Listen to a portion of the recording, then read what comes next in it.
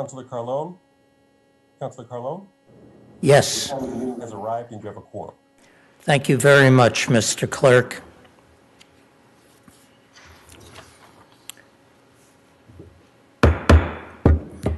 I call this meeting of the Finance Committee to order. The call of the meeting is to conduct a public hearing of the city budget covering the fiscal period July 1, 2021 to June 30th, 2022. There will be additional hearings on May 18th at 10 a.m., May 19th at 6 p.m., and May 20th if needed. The following sections of the budget have been pulled in advance for questions from councilors. It's very likely that additional sections might be pulled during this morning. The areas that have been pulled for this today is budget overview, that's finance and budget, executive, and then executive related to domestic violence prevention, executive relating to housing liaison, executive related to public information office, and then fire department, inspectional services, law department, license commission, police department, and traffic, parking, and transportation. The governor's executive order issued on March 12, 2020 has authorized the use of remote participation at meetings of the city's public bodies in response to the threat posed to the public by COVID-19 virus, and issued guidelines for the city's use of remote participation. In addition to having members of the council participate remotely, we've also set up Zoom teleconferencing for public comment. Please be aware that Zoom is primarily being used for public comment. In order to watch the meeting, please tune to channel 22 or visit the city's open meeting portal on Cambridge's website. If you would like to provide public comment, please visit the City Council section of the webpage, of the city's webpage. Instruction for how to sign up to speak is posted there. Once you've completed the sign-up procedure, you will receive a link to this Zoom meeting. We will not allow any additional public sign-up after 9:30 a.m. Mr. Clerk, please take a roll call of the members present, and with that, all of today's votes will be by roll call. Mr. Clerk? Morning. Vice Mayor Mallett. Present and audible. Thank you. Present. Councilor McGovern. Present and audible. Present. Councilor Nolan. Present and audible. Present. Councilor Simmons. Present. Present. Councilor Sabrina Wheeler. Present and audible. Present. Councilor Toomey. Present and audible. Present. Councilor Zondervan.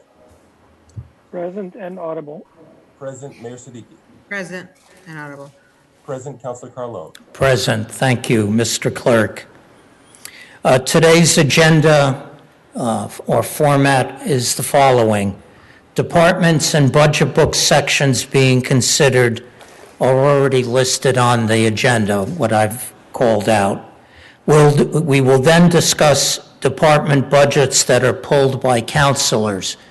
I'll thank councilors that in advance who've submitted their questions for discussions by the requested deadline. We will obviously entertain any important questions that have not been pulled to date. We will recess for lunch for about 45 minutes at approximately noon. That will depend on the discussion. It might be a little later. We will remind councilors to keep questions and comments directly related to the budget in front of us. In the interest of time and moving discussion forward, please limit questions for each department by each counselor to 2. At this point, I'd like to ask my co-chair, who's present, Councilor Simmons, if she would like to add any additional comments. Councilor Simmons? Thank you, Mr. Co-Chair. Thank you for the opening remarks. And I just want to be sure, when you said we will keep you to 2, you mean 2 questions or 2 minutes, or both? You said...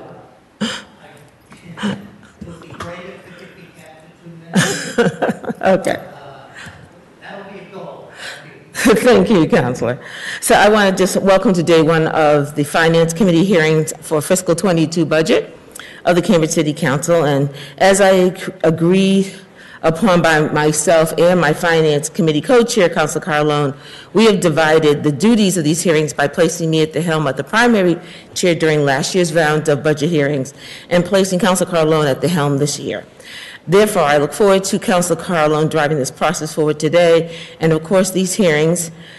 And I will stand poised to step in during those moments when we need to step away, when the chair needs to step away. And I have questions for various departments as well.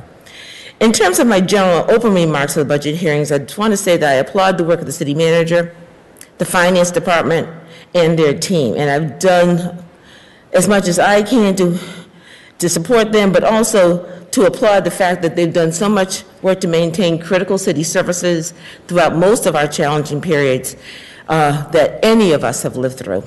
The COVID-19 pandemic has brought with it tremendous challenges. The City of Cambridge has only continued to function and maintain our existing staff, and we have established lifelines, fiscal and otherwise, to some of our most vulnerable community members during this time.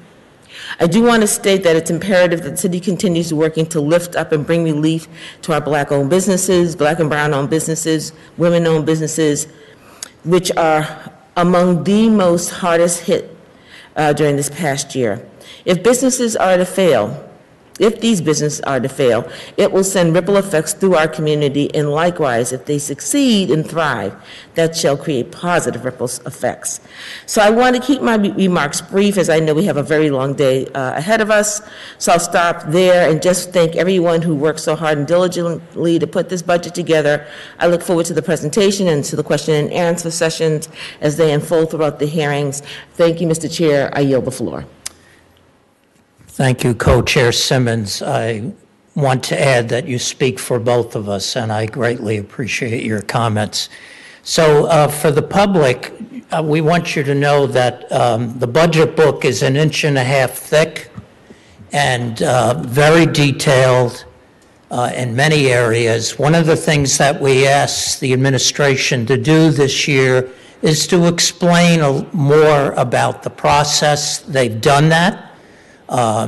It probably added 20 pages, but if you're interested in greater detail of how the process is done, please do look at it. It includes definitions as well.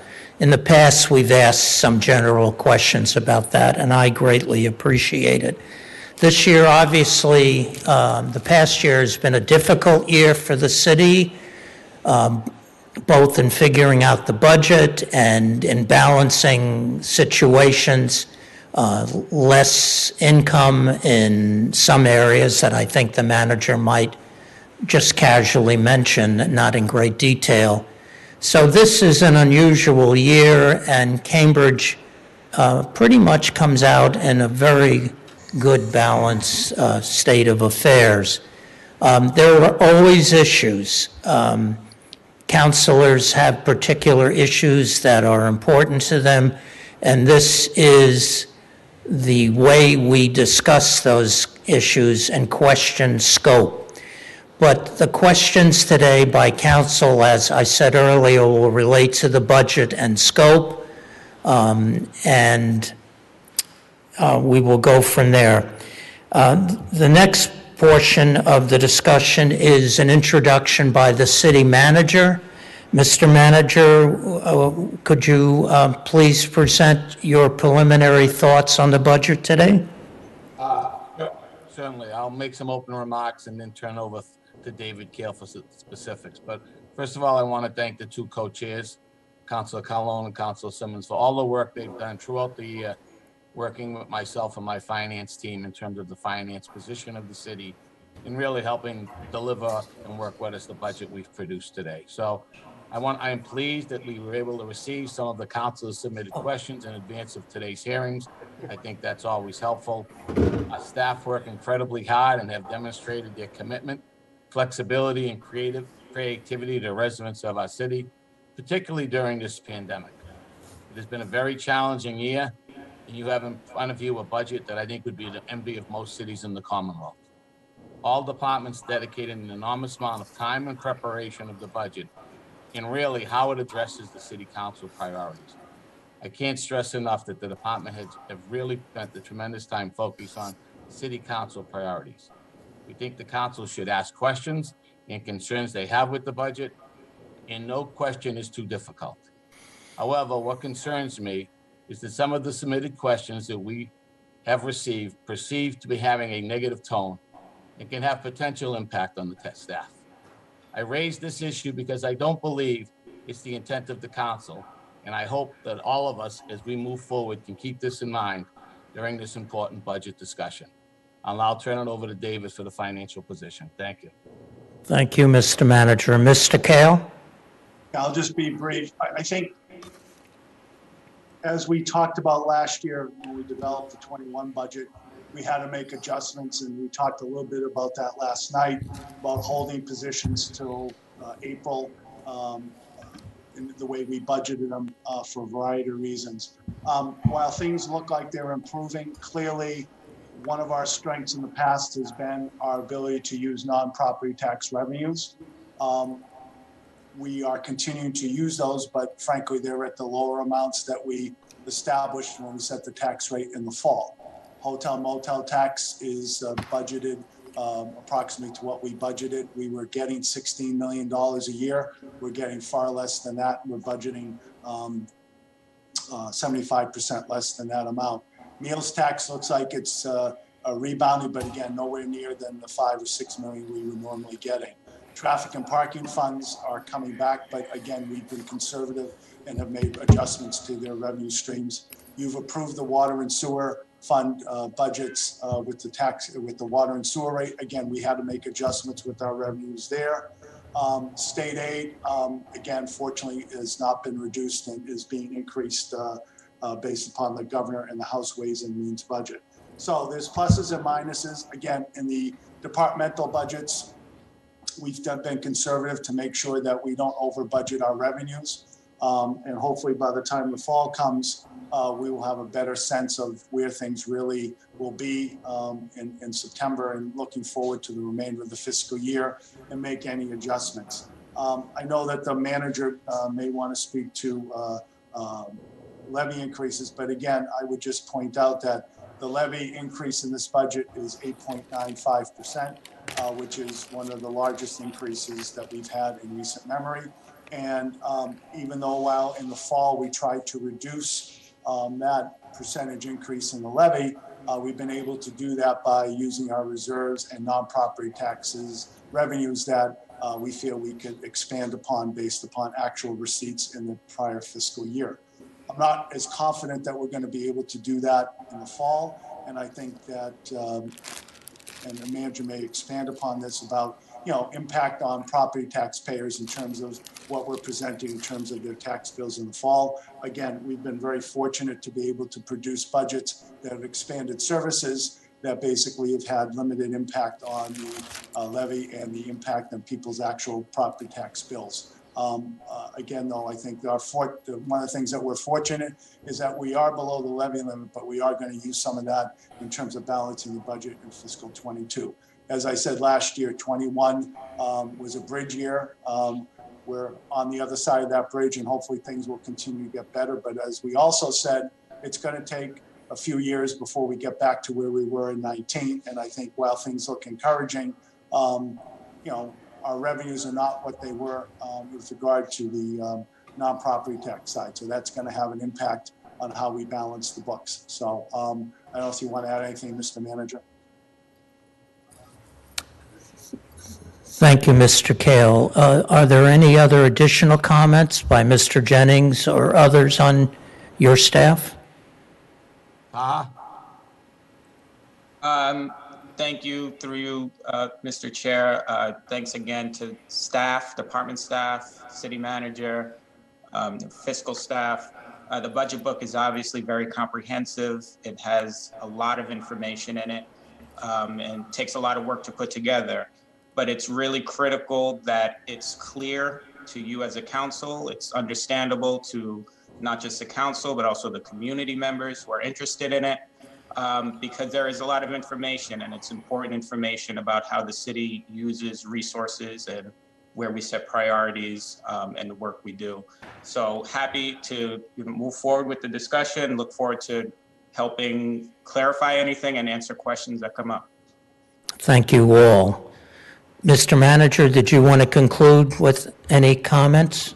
No, I would just say, obviously, the second part of the budget hearing becomes in September with the tax rate. So one thing that is tricky is that when you vote for a tax rate in September, October, it's really based on what happens in these hearings. And as David had mentioned, primarily due to the COVID finances, we are looking at a larger tax increase than usual. I think we will continue to do everything we can to keep that number down, but obviously there are demands that our residents expect, and we think we're giving you the best of both situations. But this is a year where we will be seeing about an 8% levy increase, and it'll be the 5th year in a row that the percent of the levy has gone up. But I think we can explain why in all those situations. So I think I'll look forward to these discussions. I know the department heads are ready for your questions, so I'm ready to stop when you are.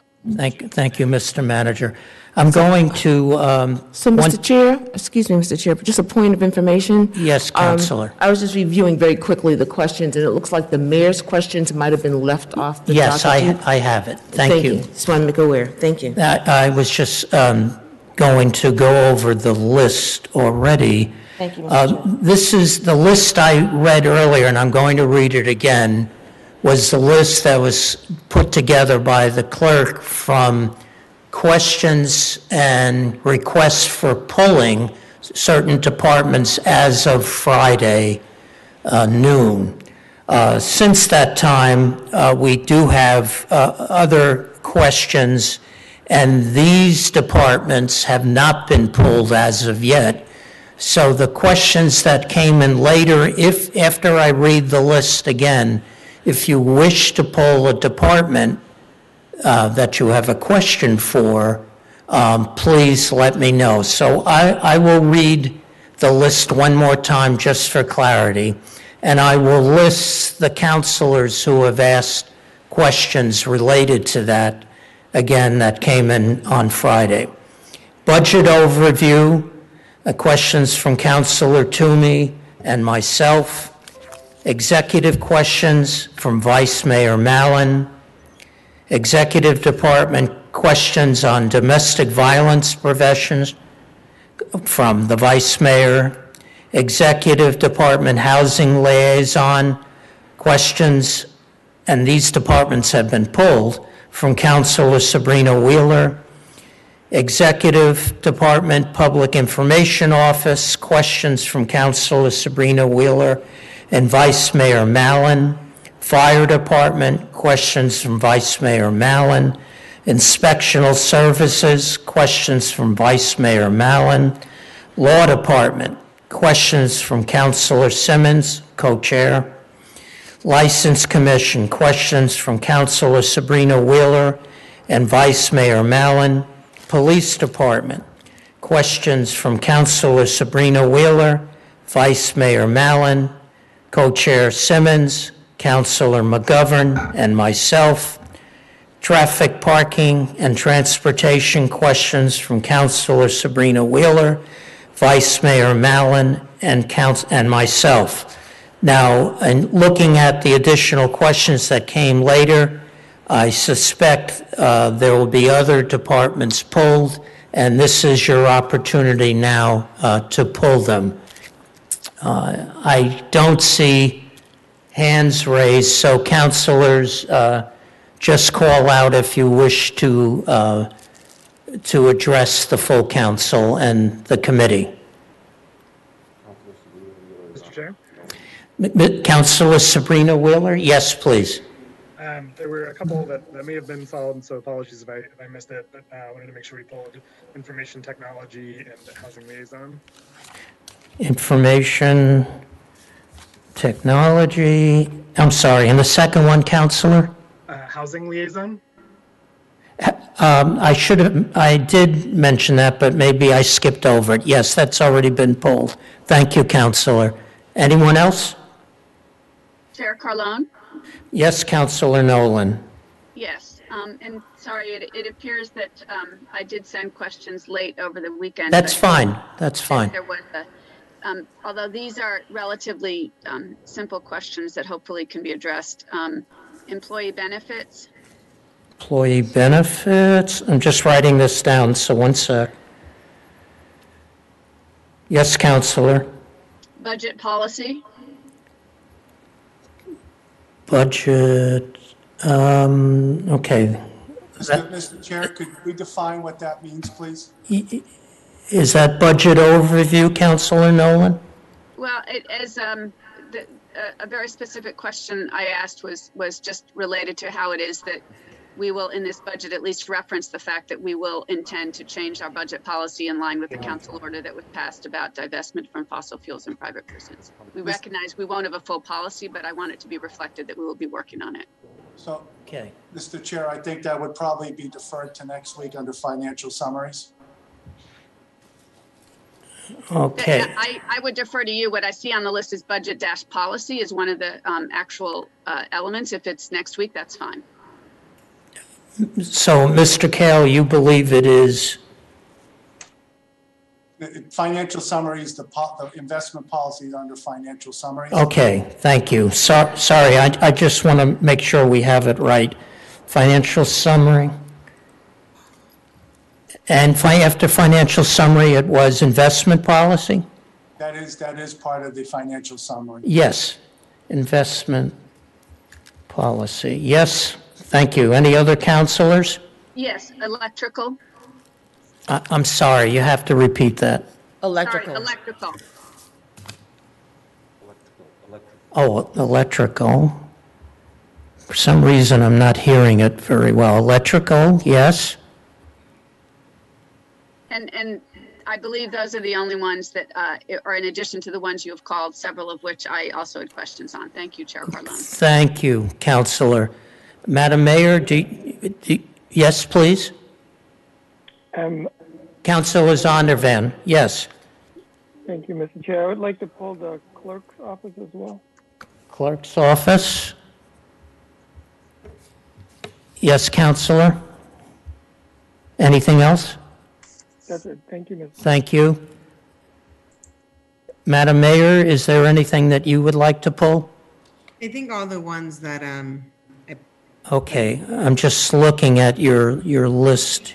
I think Diversity Committee and Committee on Civic Unity. Yes, yes. You also have, oh, that is already pulled. Yes, you're correct. Everything has been pulled.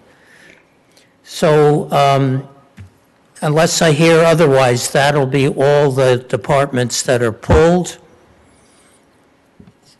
And I'd like to move to forward the balance of departments.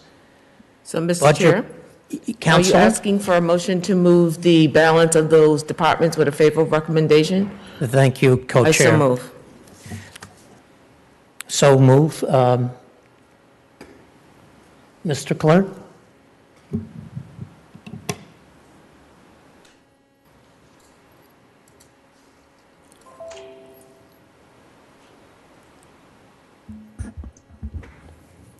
On that motion, Vice Mayor Mallon. Yes. Yes. Councilor McGovern. Yes. Yes. Councilor Nolan. Yes. Yes. Councilor Simmons. Yes. Yes. Councilor Sabrina Wheeler. Yes. Yes. Councilor Toomey. Yes. Yes. Councilor Zondervan. Yes. Was that a yes, Councilor Zondervan? Yes. Yes. Mayor Siddiqui. Yes. Yes. Councilor Carlone. Yes. Motion passes 9 in favor, 0 against. Thank you all. We're going to open up public comment now. And depending on the number of people, so at this moment, no one has signed up, and so we only leave it open for 5 more minutes, correct? Okay, I think we'll start right in our discussion, and if someone joins us in the next few minutes, we'll pause and let them speak. So I will go through the list as we have it here. So the first department is the budget overview, parentheses, finance, comma, budget. The first question is by Councilor Toomey. Thank you, Mr. Chair. To you, Mr. Keel, Mr. Jennings. I know last year was $7 million was allocated for travel and training, and I assume the city had in place a pause on any type of travel. So I assume there's several $1 million that was saved from that. And now I see that this year we're setting at $5 million. So my 2 questions are, do we anticipate that there'll be an increase in the travel account? And I also saw, which kind of surprised me, the Veterans Department of the budget, I think it was 70% of their budget is going to travel and training. And I was wondering if I can get some specifics on why that is. I think it's almost 70% of the Veterans budget is travel and training. So I assume if we have the figure how much that was saved by no travel and training last year, if there was, what the amount was, and do we anticipate now with some relaxation on the COVID, but I don't see much travel coming up, and also on the Veterans Department, why that is such a large portion of their budget. So I guess I can start off and then I'll turn it over to David and Taha for more detail. The travel and training budget, it's a category that's set by the state in terms of municipal finance, what falls into those categories. And what has happened is the real training amount of that $5 million is about $500,000. That is what we put in there for travel. The rest of it is almost 600,000 professional development, to subscriptions, and then there's judgment and damages, which also includes the veterans payments, which is the largest number. So about the $500,000 that we budget for travel, you're right, Council, most of that was not spent as last year or this fiscal year. We are starting to open up based on the governor's guidelines and based on discussions with the health department, some of our travel. So it's about a $500,000 budget. But I'll let David and Ty, if they want to jump in with more of the specifics on the veterans and the rest of the statutory categories. Taha has the details, so I'll let him do that. For last fiscal year, we had an unexpended balance of about $1 million in the travel and training account from balances not being expended. And Taha, why don't you talk about, again, some of the specifics? Yeah, and as the city manager and David mentioned through you, Mr. Chair, most of the travel and training budget is not actually for travel. Of that amount, it's really about $500,000 that is actually set aside for travel purposes. When you take out the amount that goes towards the school department in that category, which is about $1.2 million. Professional development and tuition reimbursement is about $600,000 of that. Dues and subscriptions, which also falls under that category, is about $274,000. And then the judgments and damages also falls under travel and training. And there are a number of things that fall into that category, including medical services and also veteran benefit payments. That's the reason that the Veterans Department travel and training budget seems so high. That's not for trips or things like that. That's actually where we pay veteran benefits out of. And as a reminder, the statutory categories that we have: salary, wages, other ordinary maintenance, which is supplies and services, travel and training, and extraordinary, which is equipment. those categories are established by the state in their accounting practices. So even though some of the categories that are under quote unquote the travel and training statutory category are not as obvious as you would think, for example, the workers' comp medical services and the like in the veterans payment. So, or when we have appropriations that get charged to the law office damages account. So again, it's counterintuitive about the title, but in fact, what is contained in those statutory categories in terms of specific object codes. So it is a little confusing. Mr. Chair? Yes, Counselor, please. Thank you, and I appreciate the response, and it's, very rewarding that we are providing veterans with services, and I think that's so important, and we appreciate what we're doing for all our veterans. So it just seemed to me when I looked at that account that 70% was going to travel and training, and it really, it probably should be in a different category, but if it's a statutory requirement, it just looked to me like, and the whole travel and training was $5 million toward, but I guess, that's the way it has to be reported, but, and I'm glad that this money is going to services for our veterans who have served us well over the years, so that's very important. So, but I wish it was kind of categorized in a different way so people would recognize that we are, in fact, providing these benefits to our veterans. And it would be, if it was in a different category, people would appreciate much more than seeing that this money was going directly to veteran services and not to travel and training. So I appreciate the response. Thank you, Mr. Chair. Thank you for your question, Counselor. I'm next, and my comments were more comment-related than questions, but has the city entertained, and I'm talking about budgeting now, entertain an evaluation program? Is there an internal evaluation program of looking at previous budgets, what worked? I assume there is, but we don't really talk about that. Mr. Manager or Mr. Kale, do we have such a program, department by department? So I can jump in. So in the budget discussions, we often take a look and work with the departments on what services they're providing that may not be providing as good a service as possible. However, because of the financial position of the city, we have often not then addressed those positions by reducing them or putting the money elsewhere. We've tried to figure out ways of making those programs more successful. Yes. So we have those discussions, but they're not really to discuss whether or not the program should really continue, to be honest. It's more about how we can improve the input. And that's been an ongoing discussion probably for the last 30 years about how to improve rather than should that money go to a different program, because we try to do as much as we can for everybody. So the discussion is there, but in terms of evaluating a program with a discussion, is it worth per se with the dollars we spend versus something else? Because of our financial position, to be honest, that's a discussion we often don't have, but I'll let David and Taha talk a little more on that if they choose. I would just say that again, we're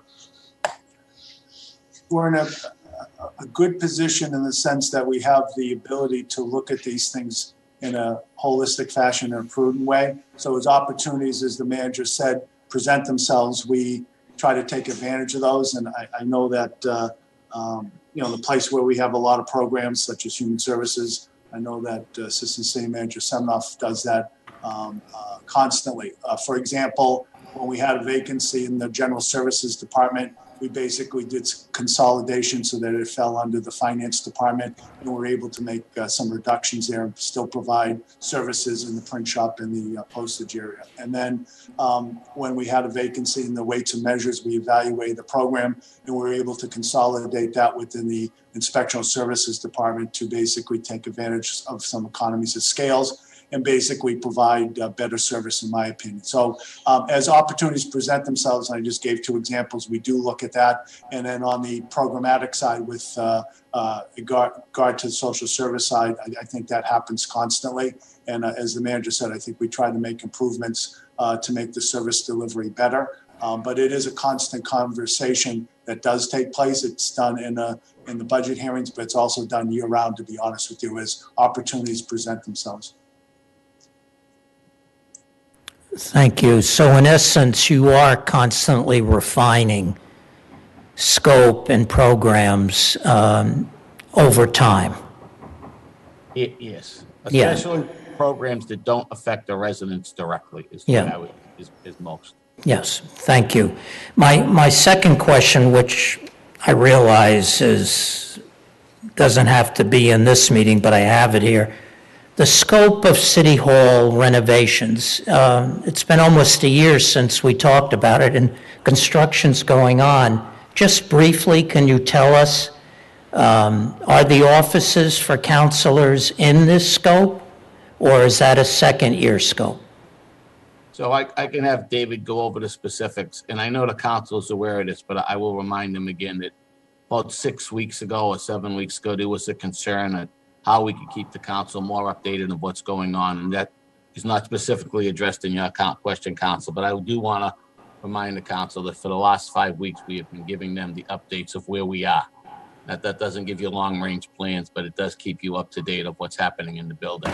But for your question, council, which is more of a long-range question, I'm going to have David give you an update on that. Yeah, as a brief overview, what we've started the construction now, and basically the first phase is to basically run the new electrical and plumbing throughout the building, and that's happening, and putting in smoke detectors, and then providing juice to the different floors. That should be wrapping up in the next month or so, give or take, a month and a half, and then the elevator will be replaced over the summer. So that'll happen. And then at the same time, the plan is to start the renovations to the basement level so that the assessing offices can move from the second floor to the basement level. And then once that is done, then we'll be able to work on the vacated assessing offices to provide office space for council and the council aides. And then the project will be done. And it's about a year and a half away, but basically that's the phasing of the project in broad strokes. Thank you. Councilor Nolan, it looks like you have a question for finance.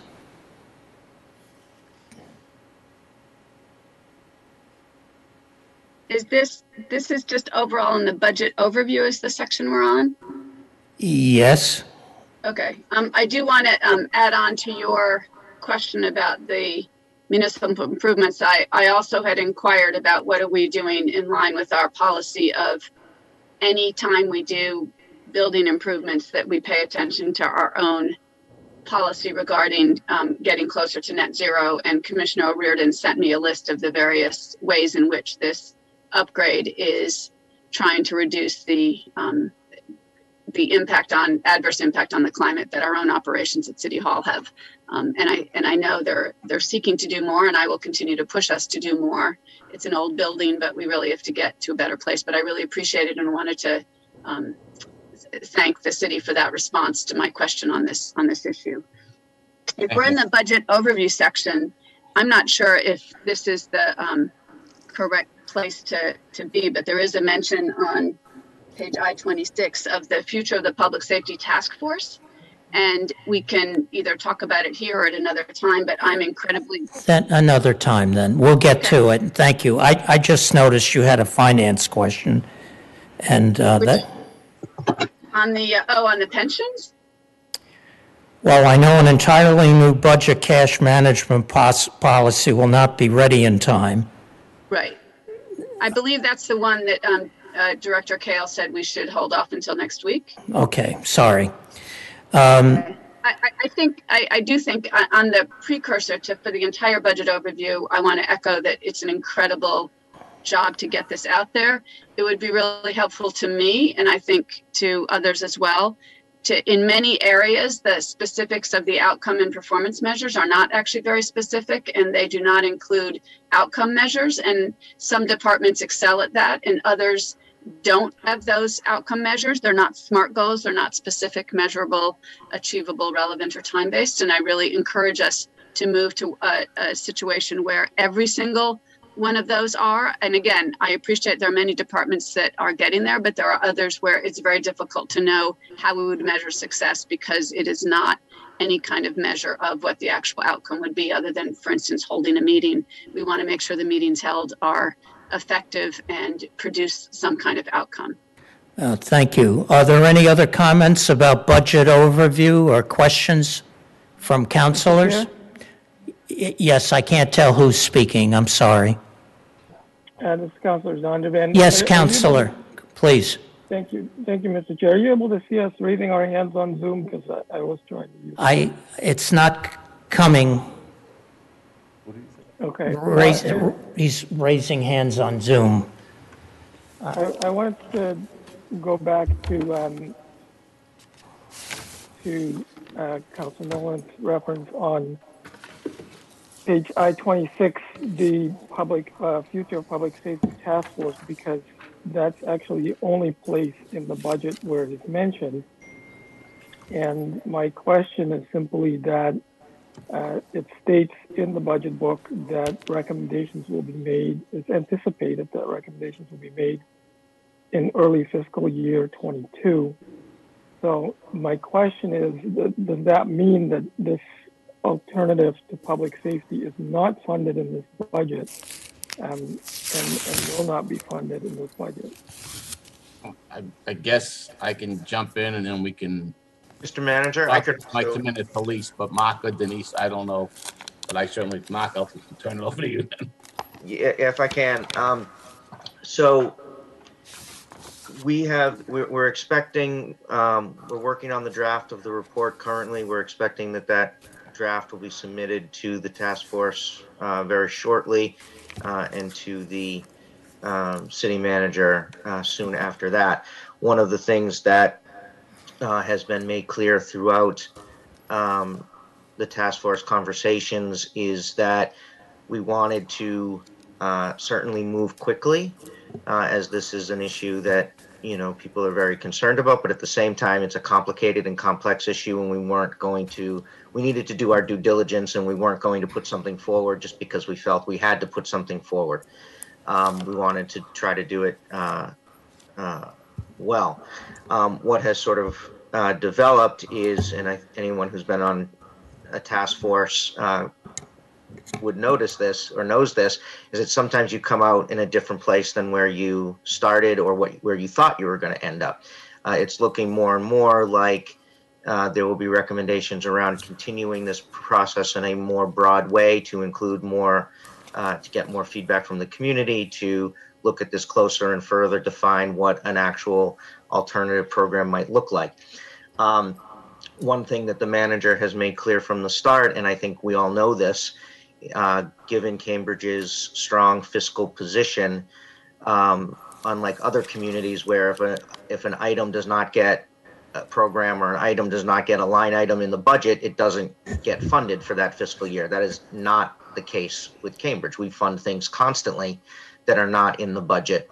We get allocations all the time around that issue. So as Councilor Simmons and I have said to the task force and to others, if there is not a specific line item in the budget, that does not mean that moving this forward will not be funded in the budget, and that money might come forward with through an allocation request to the council. So, right now there is not a line item in the budget. That is partially due to, there was a tight time frame to get this done. The more and more we talked about it, the more and more we dug into, what this issue really, how you would operationalize such a department. It's not as simple as just throwing money at it and saying we're going to create it. It's really complicated to do it right. It's looking more and more like, we will be coming forward with recommendations, and there'll be a further allocation that will come, but it may come through a budget request and not necessarily the line item in the budget. So it's moving. Those recommendations will be coming shortly. But just because you don't see it in the budget doesn't mean it's not going to be funded, just like a million other things that we do. If I can follow up, if that's okay. Please. Mr. Chair. I really want to thank Council Simmons and Council McGovern for their leadership. I want to thank the task force. I mean, we said early on that we really didn't want to let the budget process dictate the outcome of this. It's just too important. And even though the budget's submitted, I think May 3rd, and really to have an opportunity to have the budget get the work done, you really had a deadline of really early April, and it just wasn't realistic. So we will continue to work. We're making great progress. I want to thank the police commissioner as well, and we'll get those recommendations, and then we will be coming back to the council, as we thought was going to be the case, to be perfectly honest, when we started. And Mr. Chair, if I may. Councilor Simmons. I thank you, Mr. Chair. I just wanted to concur first in support of my co-chair of this committee. What was implied in a lot of what he said was that this has been an extremely powerful experience. We have had a number of meetings. We have subcommittee meetings. People have been meeting on their own. And it became evident very early on that this work was very important. And folks, in their desire to do a good job, respectfully asked, do we have to make this deadline? And we went to the city manager. City manager says, don't let the budget drive your decision or your decision process, which is very important, because what we didn't want to do was try to make a budget deadline and not have a fully formed response, and then have to go back and revisit it. So with the support of the city manager and the members of the advisory, we've slowed the tempo, and because of that, we've gotten so much more information. What we, without going into the report that you're going to get very soon, we've had a number of people from what I call community experts that have donated their time, hours of their time, to inform the committee so it could come back with a rich and coherent and competently done response. So we're pleased to say that we're getting to the end of what I want to call the first phase. My colleague says maybe we'll stay together with the support of the city manager to look at other issues that kind of were not within our direct purview, but certainly came up, so that we can continue that work. But we do see ourselves coming back with a recommendation to you fairly soon. And again, what the city manager was saying, because there may be budget implications, do not rush this work, do it right, take your time, do it. We will make sure that whatever budget recommendations that come out of this, he would meet those budget recommendations. And of course, this will come forward to the council as well, because of anything that has a budget impact over a certain amount of money has to come before the council. So again, it's been an instructive process. I'm glad to have participated in it. We thank the people that come every week. So this is not like the average committee. These folks come every week. I do thank them for taking the time to do this important work. Thank you, Mr. Chair. I yield the floor. 1 second, please. So we have a number of councilors who wish to speak, but let me just summarize. So what I understand is that the work is ongoing in the committee. There will be a report soon, and the manager is definitely aware of it and open to it, and a financial resolution or a budgetary resolution of an effort will be done, I assume, before summer session begins, because once we get in the summer, we don't meet very often. Is that an accurate summary? Mr. Chair, I would say that's an accurate summary, and we're going to certainly work to get to that particular deadline. Mr. Manager?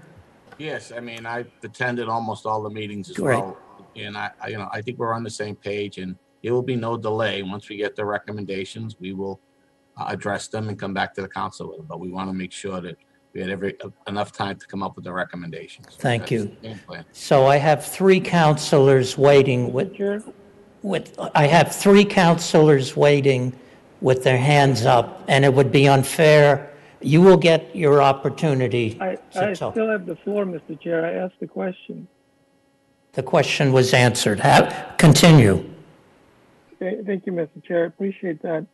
I appreciate all the work that's gone into it, but I am disappointed that we don't have a proposal before us, and I am aware that the community has been working really hard on sourcing its own proposal that is ready to be funded. So I just don't understand how we can be here 1 year later and not have a fundable proposal before us that we can present to the community so that we don't continue to respond to crises in the wrong way. And other communities across the country have implemented these types of programs and have informed us on how they did it and how we can do it here in Cambridge. So I don't understand why this is so delayed, and I hope that we can rapidly move this forward to meet our promises to the community.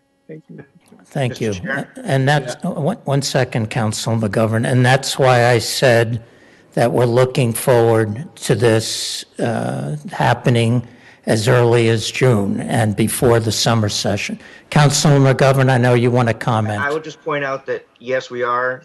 This was talked about a year ago. The task force did not come together until February. I'm sorry, Councilor Zondervan doesn't understand that this takes a lot of time. No. And is complicated. It's not a cut and paste kind of issue. Sure. We are meeting every week to address this issue and are working hard on it. I understand there's frustration around concerns around transparency and who was involved in this process and who wasn't. I think we state very clearly that this is not, if we rush something forward, we'd be accused of rushing something forward, right? And I guess, some folks just want to, aren't happy. But, we're going to do this right. We're going to make a recommendation. There's been a ton of work that has gone into this, and it's complicated. And it started in February, and we've met virtually every week. Some weeks, there have been some weeks off for various reasons. But it's complicated. It's not, you don't just file a policy order and magically things happen. So, I will defend the work of this task force and the volunteers that have given their time and their effort. Sure, it would be great if we had something in front of us right now, but that's not the case, and it's not for a lack of effort, and to suggest otherwise is really insulting. Okay. A point of order. Mr. Manager? I just Mr. Chair, want point of order. Can you please remind my colleagues not to? You will get an opportunity. I don't want this to be a debate. We're talking about a budget. There's been an alternative offered. Please let me finish. As the chair, please let me finish.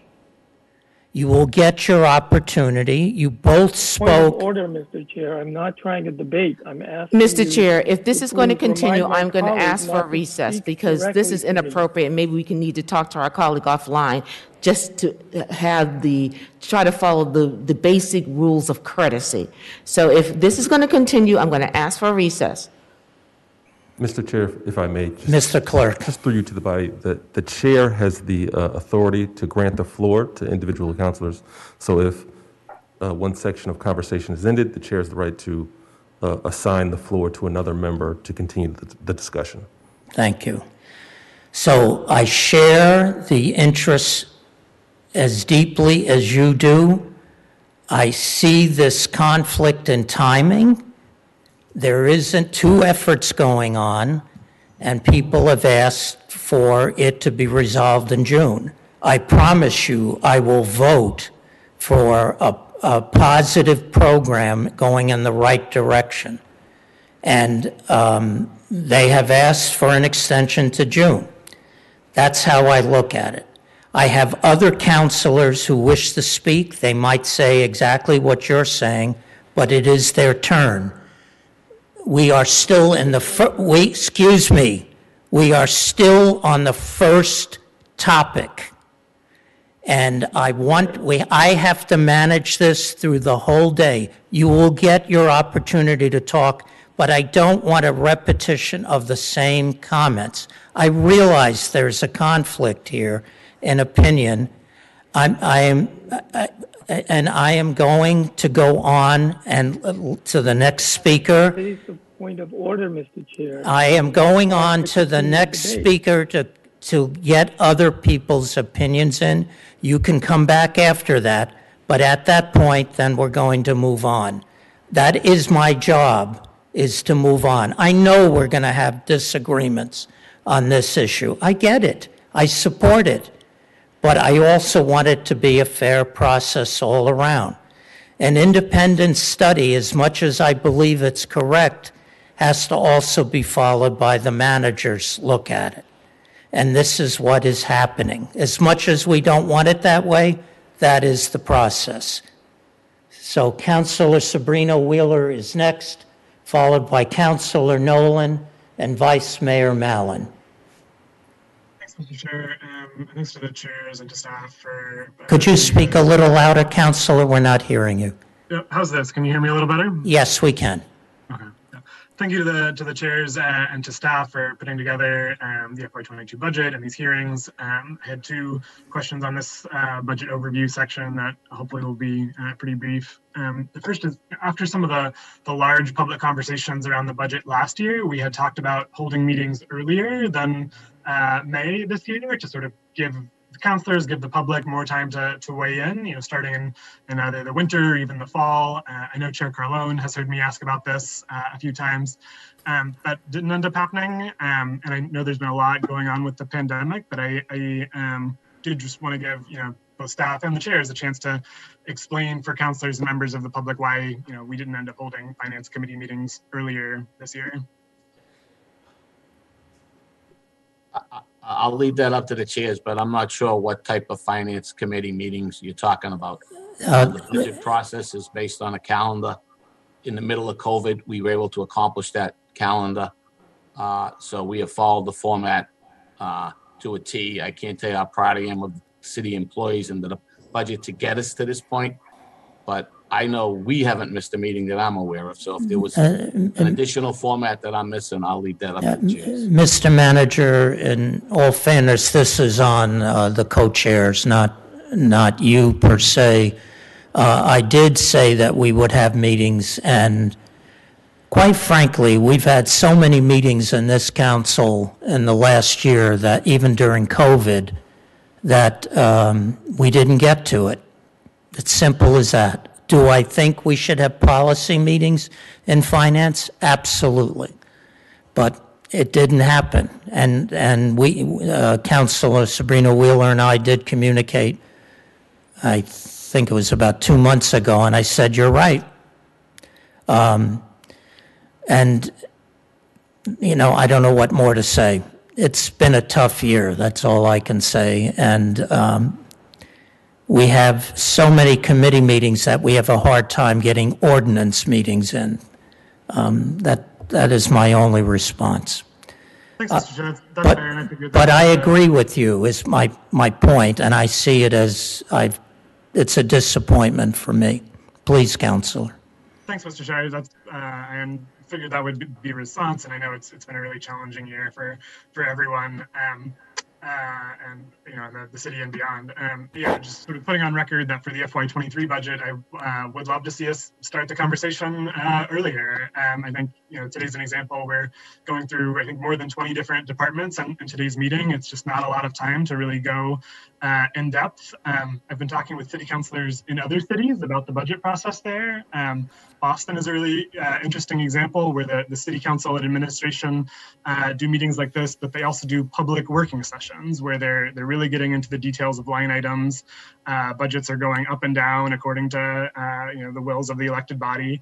I'm really grateful for these hearings, but once we get to this point, the budget is not really changing that much. We're asking questions, but things are pretty set, at least they were last year. And I think we can do a lot more to sort of make the process transparent for the public and also just make it more engaging for elected officials, for members of the public to actually have a say in our what's a financial document, but ultimately a moral document, as folks often say as well.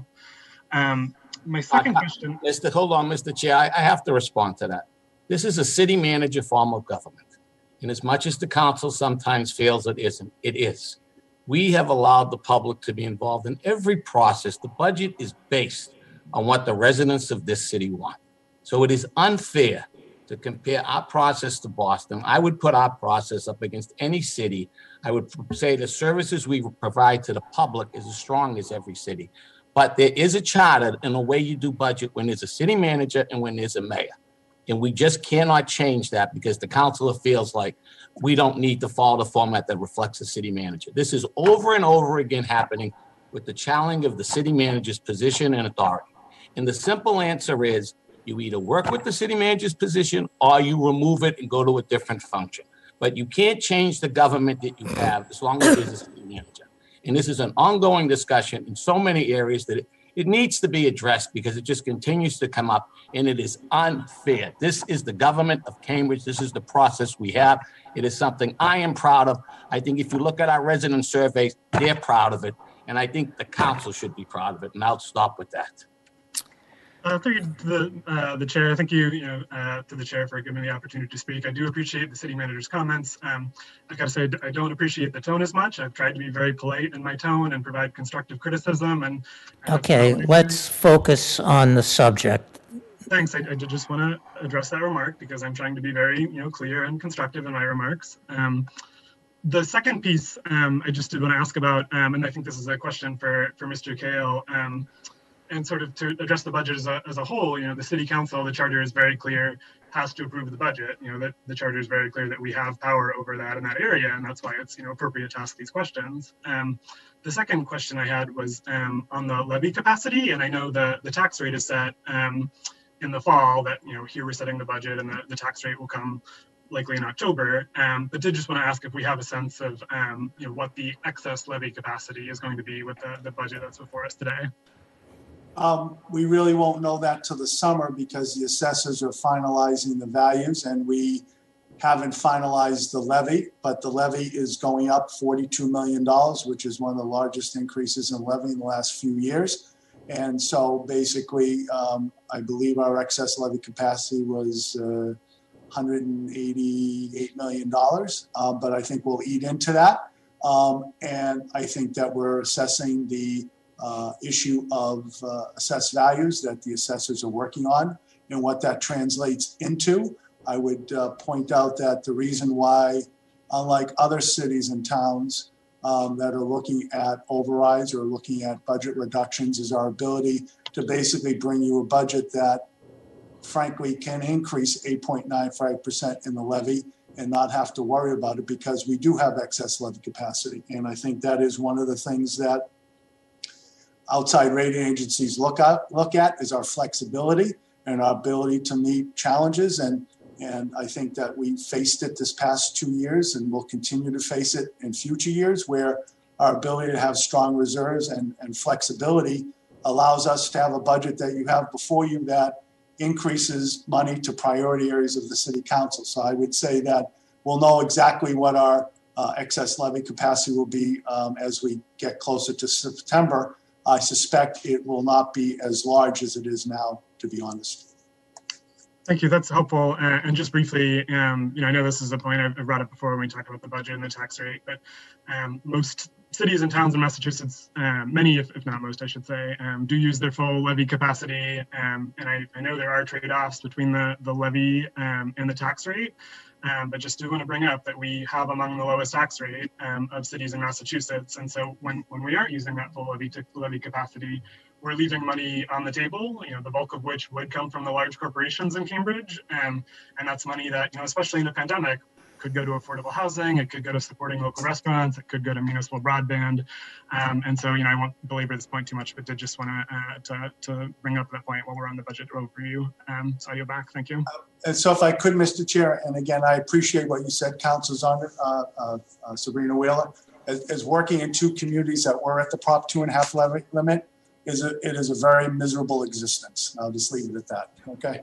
And I will respectfully jump in and say any one of those cities who are at the levy limit would change the situation with Cambridge in about 2 seconds.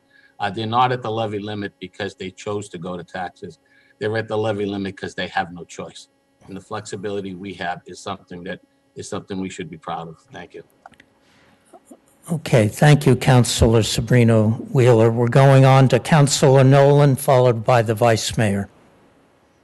Thank you. I won't belabor the point too much, but I certainly agree. As someone who's lived in Cambridge, we have a phenomenal spending. We have phenomenal rates, and yet we also still have people, even with relatively low tax rates, with our high valuations. Okay, questions. Okay. I do want to, since it was raised, I hope it's okay if I do just say a little bit about the part of the budget overview on which we had some discussion earlier on in the police review task force, because it was incredibly wonderful to see the council order from June of 2020 suggesting that we look into this. I found that the Commissioner Bard's response in September of last year of the incredible array of programs that the police department has taken on was quite extensive and thoughtful, and it certainly dovetailed with what I had learned on school committee about the number of programs we have for diversion. And the task force work has been ongoing. I will say that as we move forward and there may be a budget allocation, I found it incredibly exciting to see the collaborative process that has come out of a community process where literally hundreds and hundreds of people in the community have responded to a survey. This group has developed a proposal that is, to me, exactly what we need to do to build on, to take that as a start. Point of order, Okay, Mr. Chair. We shouldn't have to recreate something. So I'm really hoping that we Counselor, can get to that point. you can bring that up in the police discussion. It's not in this area. Thank you. Vice Mayor Mallon? Thank you, Mr. Chair. I just wanted to have a clarifying question around the police task force when we will see those recommendations come forward. This was one of my questions, but I'll pull it forward earlier from the police budget. It just says in the budget book under key initiatives that it is anticipated the recommendations will be made in early fiscal year 22. So is that summer? I guess I was reading that as early 22, which I was thinking is in January, but are we saying the summer? Yes, I mean, we're hoping to have it as soon as possible, but yeah, that was not meant to be January, no, absolutely. It's fiscal year, sorry if there was confusion with that. Mr. Chair, just so I can answer so we are looking at we're drafting the final report right now. We're meeting again on, the plan is to meet this coming Tuesday, where the entire task force will take a look at that report. We'll get input from task force members to make sure it captures what the task force is thinking. There's a lot. It's hard to get consensus, and there's people have different opinions, and that's going to be reflected in the task force because it is complicated. So the hope, I think, is that we will have a report, to the city manager by the end of this month, and then it's with the manager at that point. Thank you, Counselor, for clarifying that. Thank you, Mr. Chair, can I just wanted to add one thing, Vice Mayor. Counselor McGovern, you're going to have quite a Tuesday because we have a finance meeting before your committee meets. So good luck with that. Vice Mayor. Thank you. I just wanted to say, just doing the math on the number of months that people have been meeting, 3.5 months for a task force this important that's a really short time frame. So I appreciate everybody getting this together and doing it in 4 months. I know just doing the arts task force took us 9 months, and that was not as big of a community conversation. So I look forward to those recommendations, and thank you for the clarification on when those will be coming forward. Thank you. I yield back. Thank you, Vice Mayor. Councilor Toomey is next. Thank you, Mr. Chair. Mr. Chair, are we still under the budget overview? Believe it or not, yes, we are, Councilor. My question hopefully will pertain to that. And I don't know if Mr. Keel or Mr. DePasquale can answer this question at this point, but there's been discussion about the spending, and it's just a reference right now to large corporations paying a large share of that. Has there been has the city received requests for tax abatements from these large corporations? And with, I get the banker and tradesmen, I think everybody here does every week, and the prices of property are just incredible. And people are paying $5, $10, $15 million for homes in the city of Cambridge. So with the increased assessments, there's going to be a huge increase, I assume, in taxes for individuals. And I just want to remind my colleagues that, there's still many, many working class families and senior citizens that are struggling to stay in Cambridge. So, you know, it's great we're able to spend all this money, but it's not going up the backyard and taking the money off the trees. So I just want to raise that caution. So, and the tax bills will be coming out just before November, and it'll be interesting. I've seen it happen here before in one neighborhood that was a revolt with their tax bill. So to the manager, has we seen any requests from large corporations for tax abatements over the past years, and from individual homeowners? And what we anticipate the tax rate could be is a significant jump. Thank you. So I'm gonna start off, and then I'll turn it over to Gail. We'll let the city assessor, but Councilor Toomey, that's a tremendous point, because even under the COVID guidelines, we're going to see that assessments of 1, 2, and 3 family houses will probably be up. Condos will remain level. So there will be a dramatic increase in property taxes at the current projected levy. We're going to try to do what we can to reduce them a little, but we have been able to control taxes. This is a difficult year with all the COVID revenue losses that we're facing. We're trying to be fair to our business community. We're trying to be there to our residential taxpayers. Abatements are developed not on your assessment. They're developed on whether your bill goes up or down. And in Cambridge, we have had less than 0.5% of our residential population, property owner, apply for abatements. That's not because their assessments are low. It's because we have kept their taxes down. If and when the assessments go up and their tax bills go up, we will see a major change in that, as we did many years ago, and we stated we would not let that happen again. So fortunately, most of the councilors here have not had to sit through a very, very difficult taxpayer year, because we have made that a priority in the city while providing an incredible amount of services. But as someone who did sit through it for a year, it is a very difficult situation for our residents, our taxpayers, and for the department. So we will continue to try to avoid that. On the commercial side, Gail can give you more information, but as bills go up, the reality is abatements will go up as well. Gail? Thank you. Yes, I think that the city manager is absolutely right, especially on the residential side. What people are filing on is the impact of what the increase is, not necessarily the value. I think that we are still reviewing our values now. So I'm not able to say what we think will happen for the bills, but looking at what's happening in the market, looking at the interest in single family homes as people want to have their own space due to COVID. It's certainly concerning for us, the idea that you could have the residential values going up and the commercial values going down, specifically issues around the hotels, around office space, around retail space that are all being affected by COVID. So that's certainly concerning for us. Thankfully, the abatement rates have been fairly stable.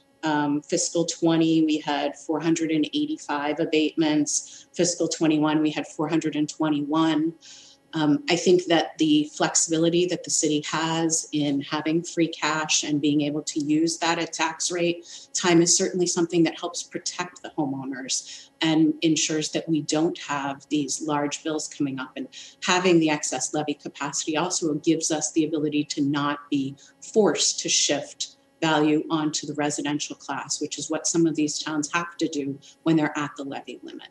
And it's our flexibility that really helps ensure the stability of what the homeowners are paying in Cambridge.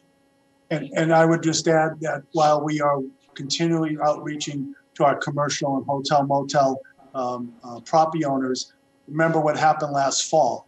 The values were as of 1/1/20 before COVID hit.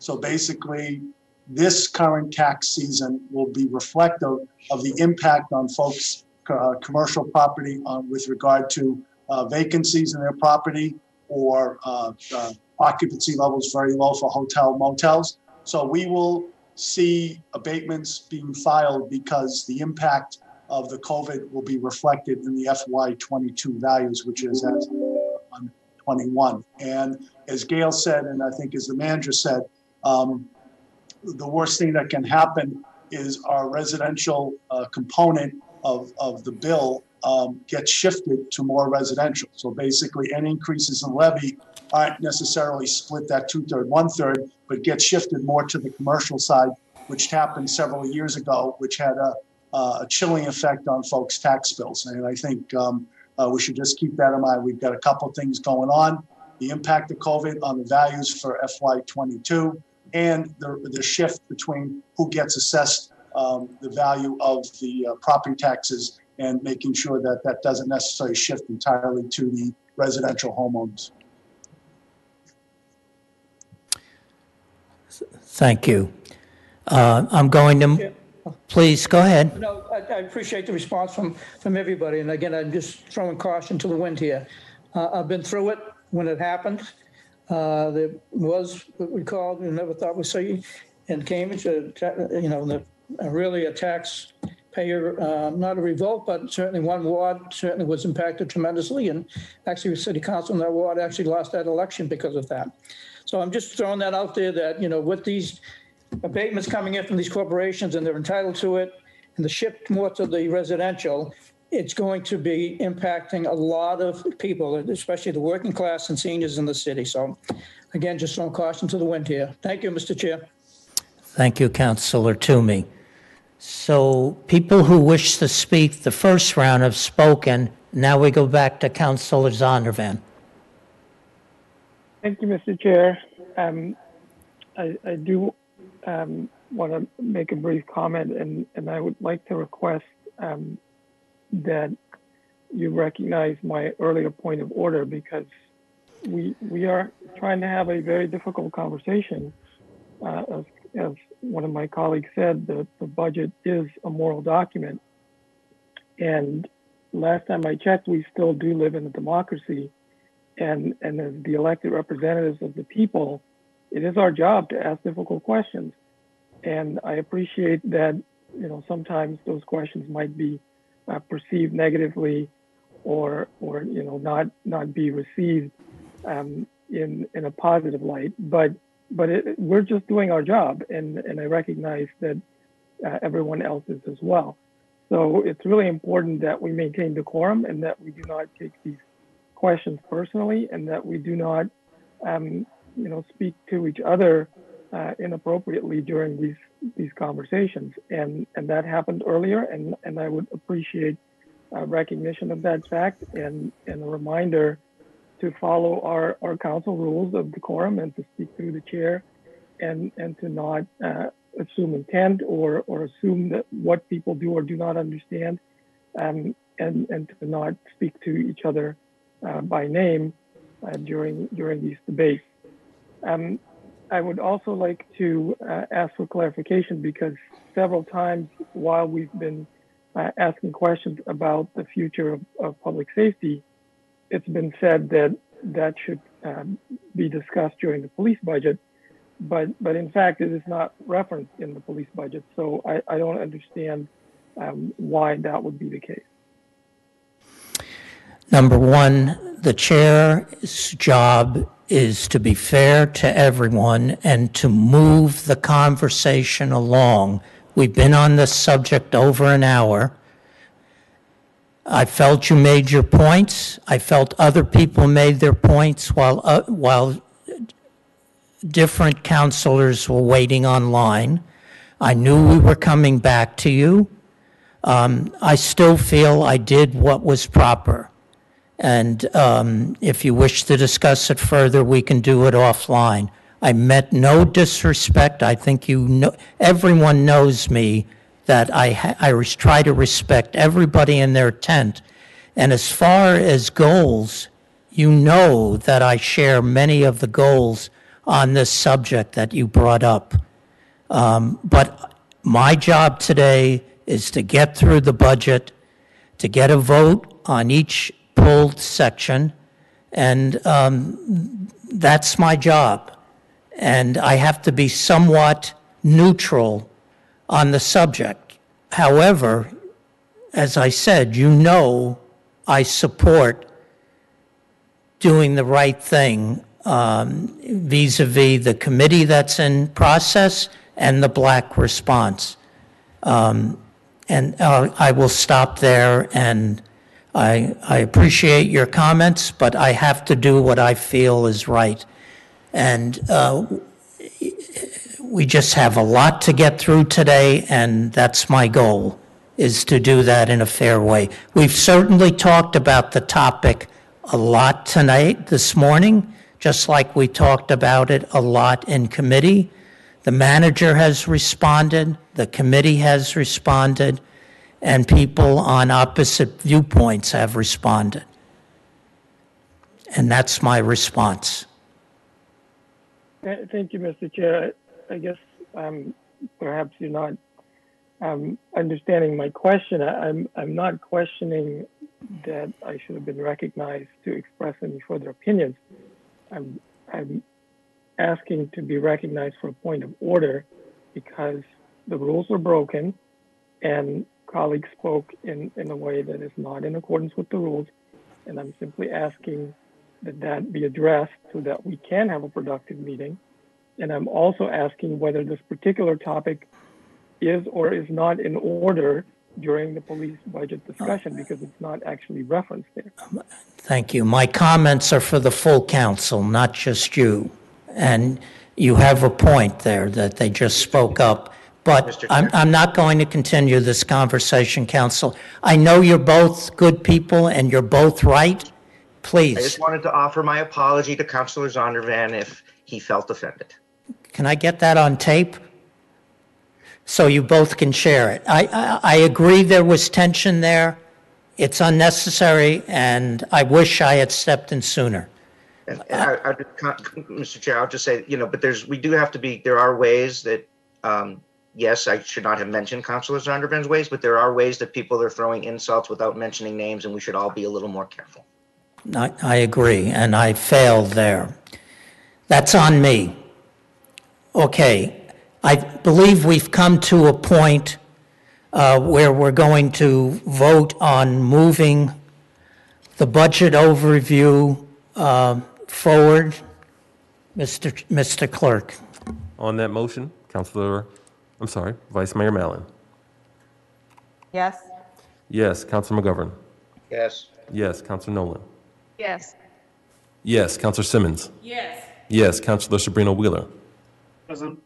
Present, Councilor Toomey. Yes. Yes, Councilor Zondervan. Present. Present, Mayor Siddiqui. Yes. Yes, Councilor Carlone. Yes. Yes, motion passes 7 in favor, 2 present. Thank you all. The next section that's been pulled is executive. Let's see if there's a more refined. No, just executive. And the first person, maybe the only person that is Vice Mayor Mallon. Vice Mayor, could you please tell us your preferred question first?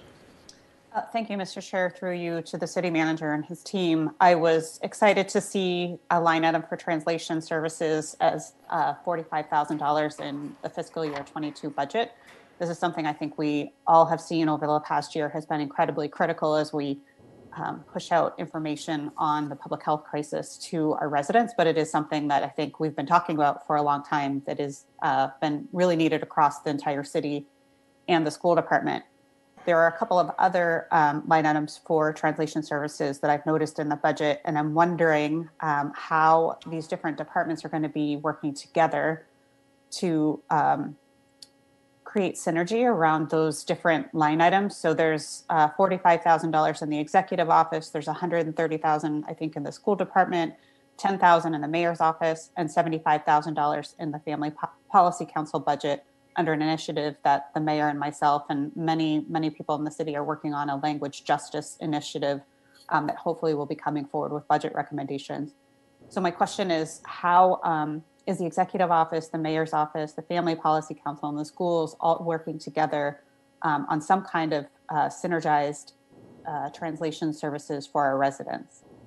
So I guess I'll turn it over to Lee, but before I start, I do want to say thank you, because in this budget, that was an important feature that we wanted to make sure we added to the budgets, and individually we talked to all those departments to make sure what the appropriate department was. But the fact that often is the case, there is money in many departments. You do need to make sure that someone's kind of organizing it so we get the best value. So I appreciate the question. I'm going to turn it over to Lee.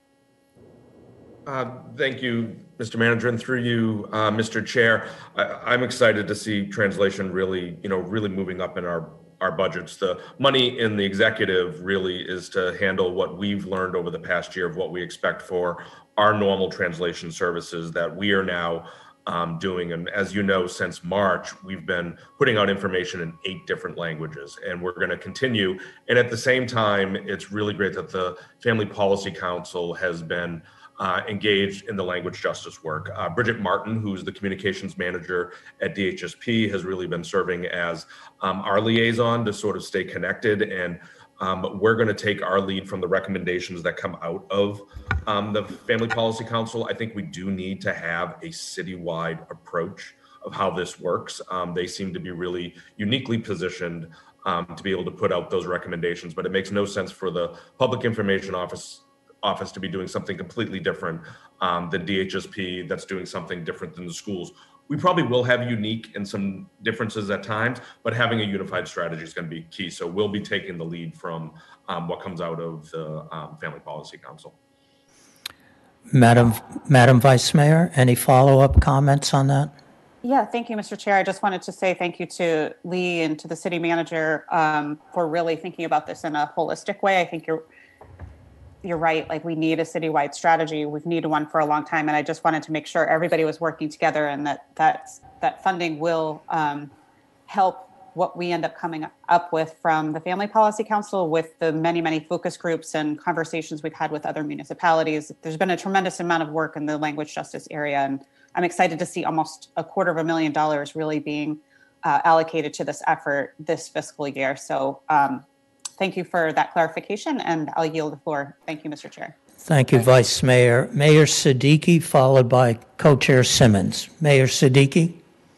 Thank you. Yeah, I wanted to just echo this. Like, we had a lot of conversations with the city manager's office around this and the importance. And I think we all recognize that the recommendations from the Policy Council, which I chair, and which, as you know, we have Vice Mayor Mallon as a member, and Member Wilson from the school committee, and then many, many, many others. David Kill's on that too. So we're all trying to work together to have some really robust, resources on this. So I think we, in my office, have seen such a need throughout this year, and I think we're probably the first mayor's office to really say, moving from now on, we have to have translation. And I think we'll see this happening throughout our departments once we have the recommendations from the Policy Council, which will be available very soon. So stay tuned on that. Thank you. Through you, Mr. Chair, I also want to thank the mayor. She has been a real leader in making sure that departments have this in their budget, and has had many, many conversations with me. So I want to thank her for her leadership in this matter as well.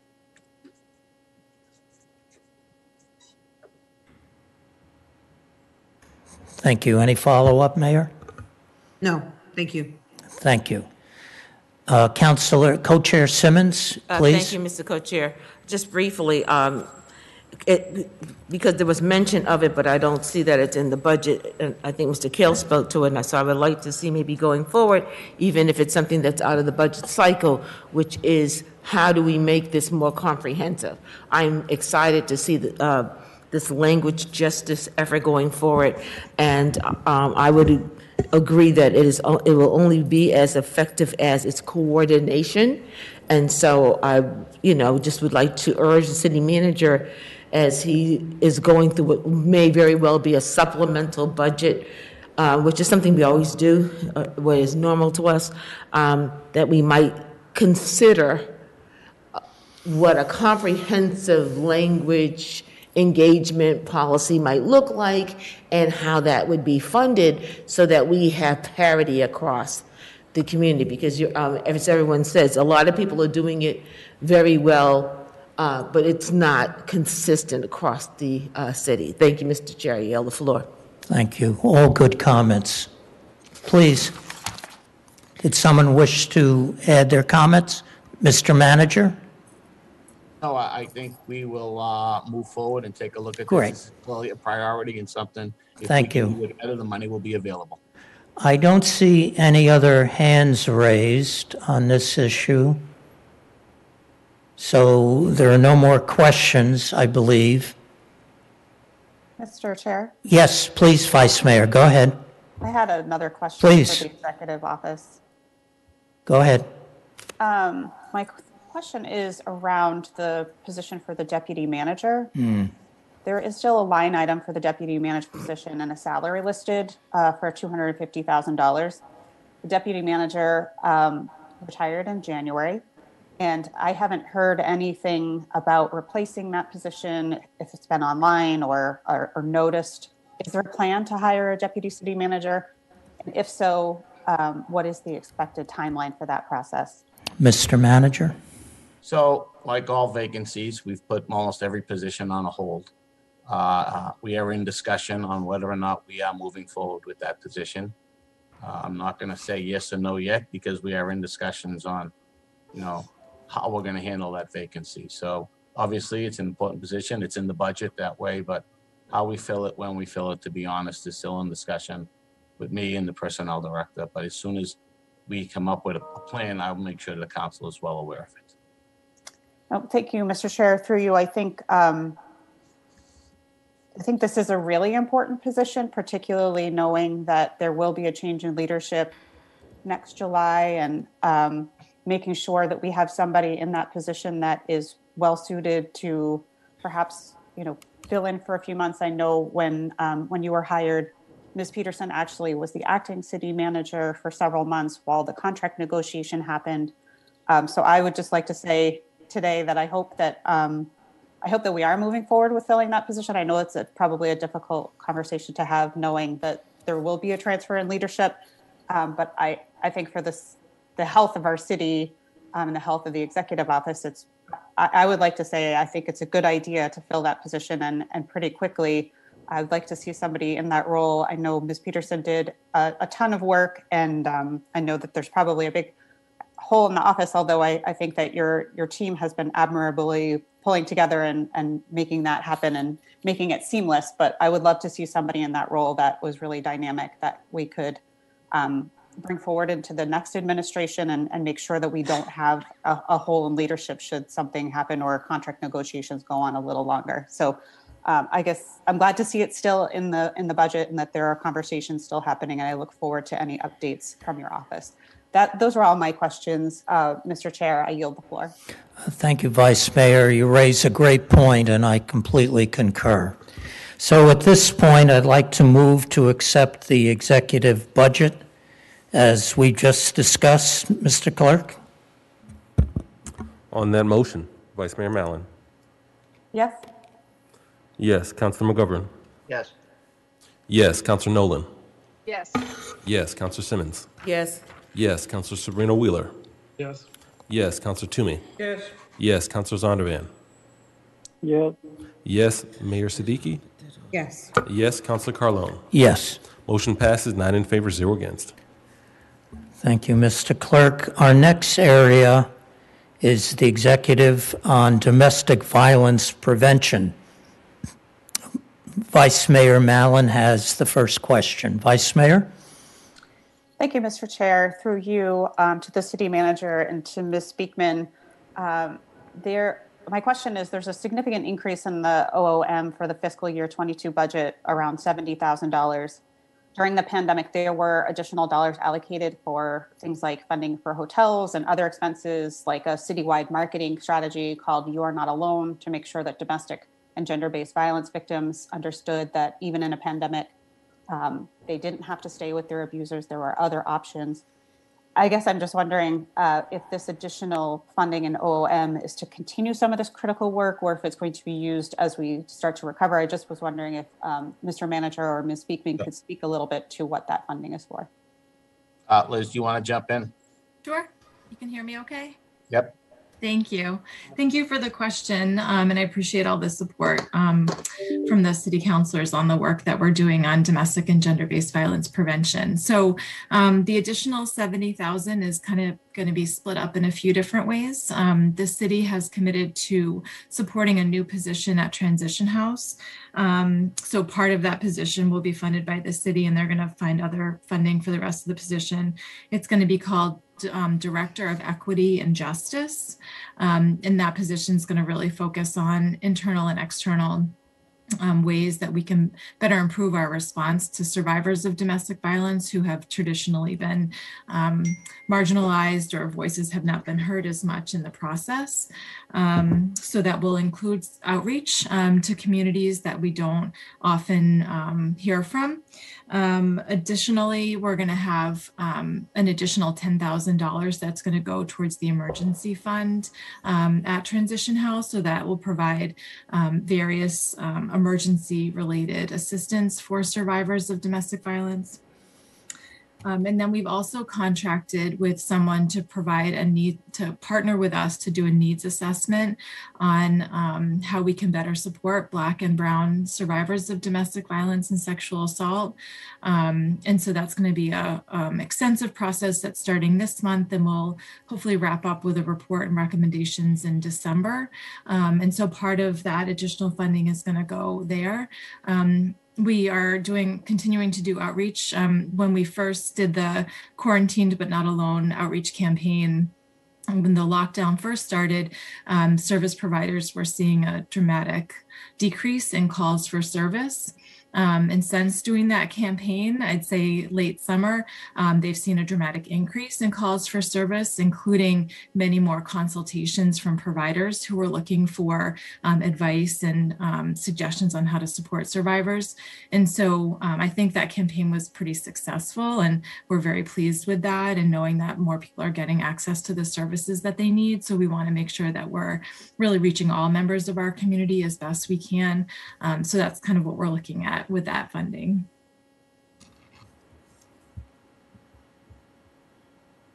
Thank you, Mr. Chair. Through you to Ms. Beekman, I know this has been like just a huge explosive issue in the COVID pandemic, and I think your team has done an incredible job responding in each and every moment along the way. It has evolved, as you said, in the spring, there were no calls, which was concerning, and then over the summer and continuing, there's that increasing calls are happening. So it looks like a lot of this funding is being used very wisely to fund a position at Transition House, to provide that $10,000 worth of emergency funding for things like T-passes and cell phones and all kinds of manner of things that people need once they're leaving their abusers. So thank you for just explaining what that additional funding will be used for. I look forward to the needs assessment coming out around supporting our Black and Brown domestic and gender-based violence victims, because I think that is a really critical piece of this that deserves a real long look. And so just thank you for the work that you did over the course of the pandemic. You don't get to come to City Council very often, but I know that you are doing incredible work for some of our most marginalized, some of our most vulnerable, and particularly in this pandemic, some of the hardest hit men and women and people in our community. So thank you very much. And thank you, Mr. Chair. I yield the floor. Thank you, Vice Mayor, and thank you, Elizabeth, for what you do. I don't see any other councilors have raised their hand, so I'm going to move that we accept this budget as presented. Mr. Clerk? On accepting the executive domestic violence. Chair? Yes. Point of order. Can the clerk clarify what we're actually voting on? I don't understand what we mean by accepting this budget.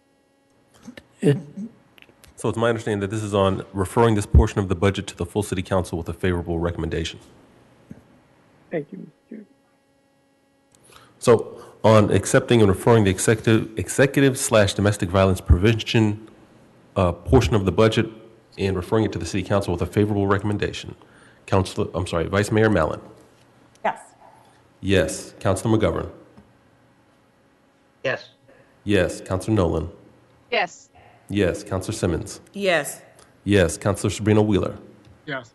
Yes. Counselor Toomey. Yes. Yes. Counselor Zondervan. Yes. Yes. Mayor Siddiqui. Yes. Yes. Counselor Carlone. Yes. Motion passes 9 in favor, 0 against. The next section that we'll be exploring is the executive portion of the housing liaison. And the first person that pulled this is Councilor Sabrina Wheeler. Councilor, you have the floor. Thank you, Mr. Chair. Through you, really appreciate all of the work that the Housing Liaison has done this past year, especially. I know I have reached out about a number of situations during the pandemic with folks trying to do in-person apartment showings during the height of it. I'm glad that there's now another person in that office working alongside it. I wanted to ask, and I know this is something that was brought up before, about doing more, about having an Office of Housing Stability in Cambridge. This is something Boston has. Somerville has an Office of Housing Stability with 7 different staff members, folks in the office speaking Spanish, Portuguese, Somali. I know we have housing assistance in other places in the multi-service center. I just wanted to ask about this more. I know it's something I brought up last year. What the holdup is, or what's stopping us from moving towards that Office of Housing Stability approach in Cambridge? I think it would be incredibly valuable to have it all in one place, to have one place, called the Office of Housing Stability, because I know I've had a number of residents confused about what the multi-service center does, where they can go for services. I just wanted to ask about that approach, if it's something we've talked about, thought of, what the reason we haven't moved in that direction is. I can start and then I'll turn it over to Mara, but we've had this discussion. Mara's been really my lead person on this, and I think she can explain it far better than me, but we feel the format we have with the multi-service center and with the work Mara's office is doing provides a better service, to be very honest, or at least an equal service. As you said, it's more about a title, and we feel that the service we're providing is strong, and Mara can really talk about why we think that. But I want to say, and I appreciate Council Wheeler mentioning it, the work that Mara and multi-services have done during this COVID pandemic has been exceptional. A lot of departments have done exceptional work, but I think in Liz and Mara in multi-service center, they have been leaders. So I'm going to let Mara talk about the specifics that hopefully can answer your question. Mara? Thank you, City Manager, and thank you for the question, Councilor, and to you, Mr. Chair. I understand the question, but I would offer that the Office of Housing Liaison is that dedicated resource that's embedded in the city structure as you formulated the question.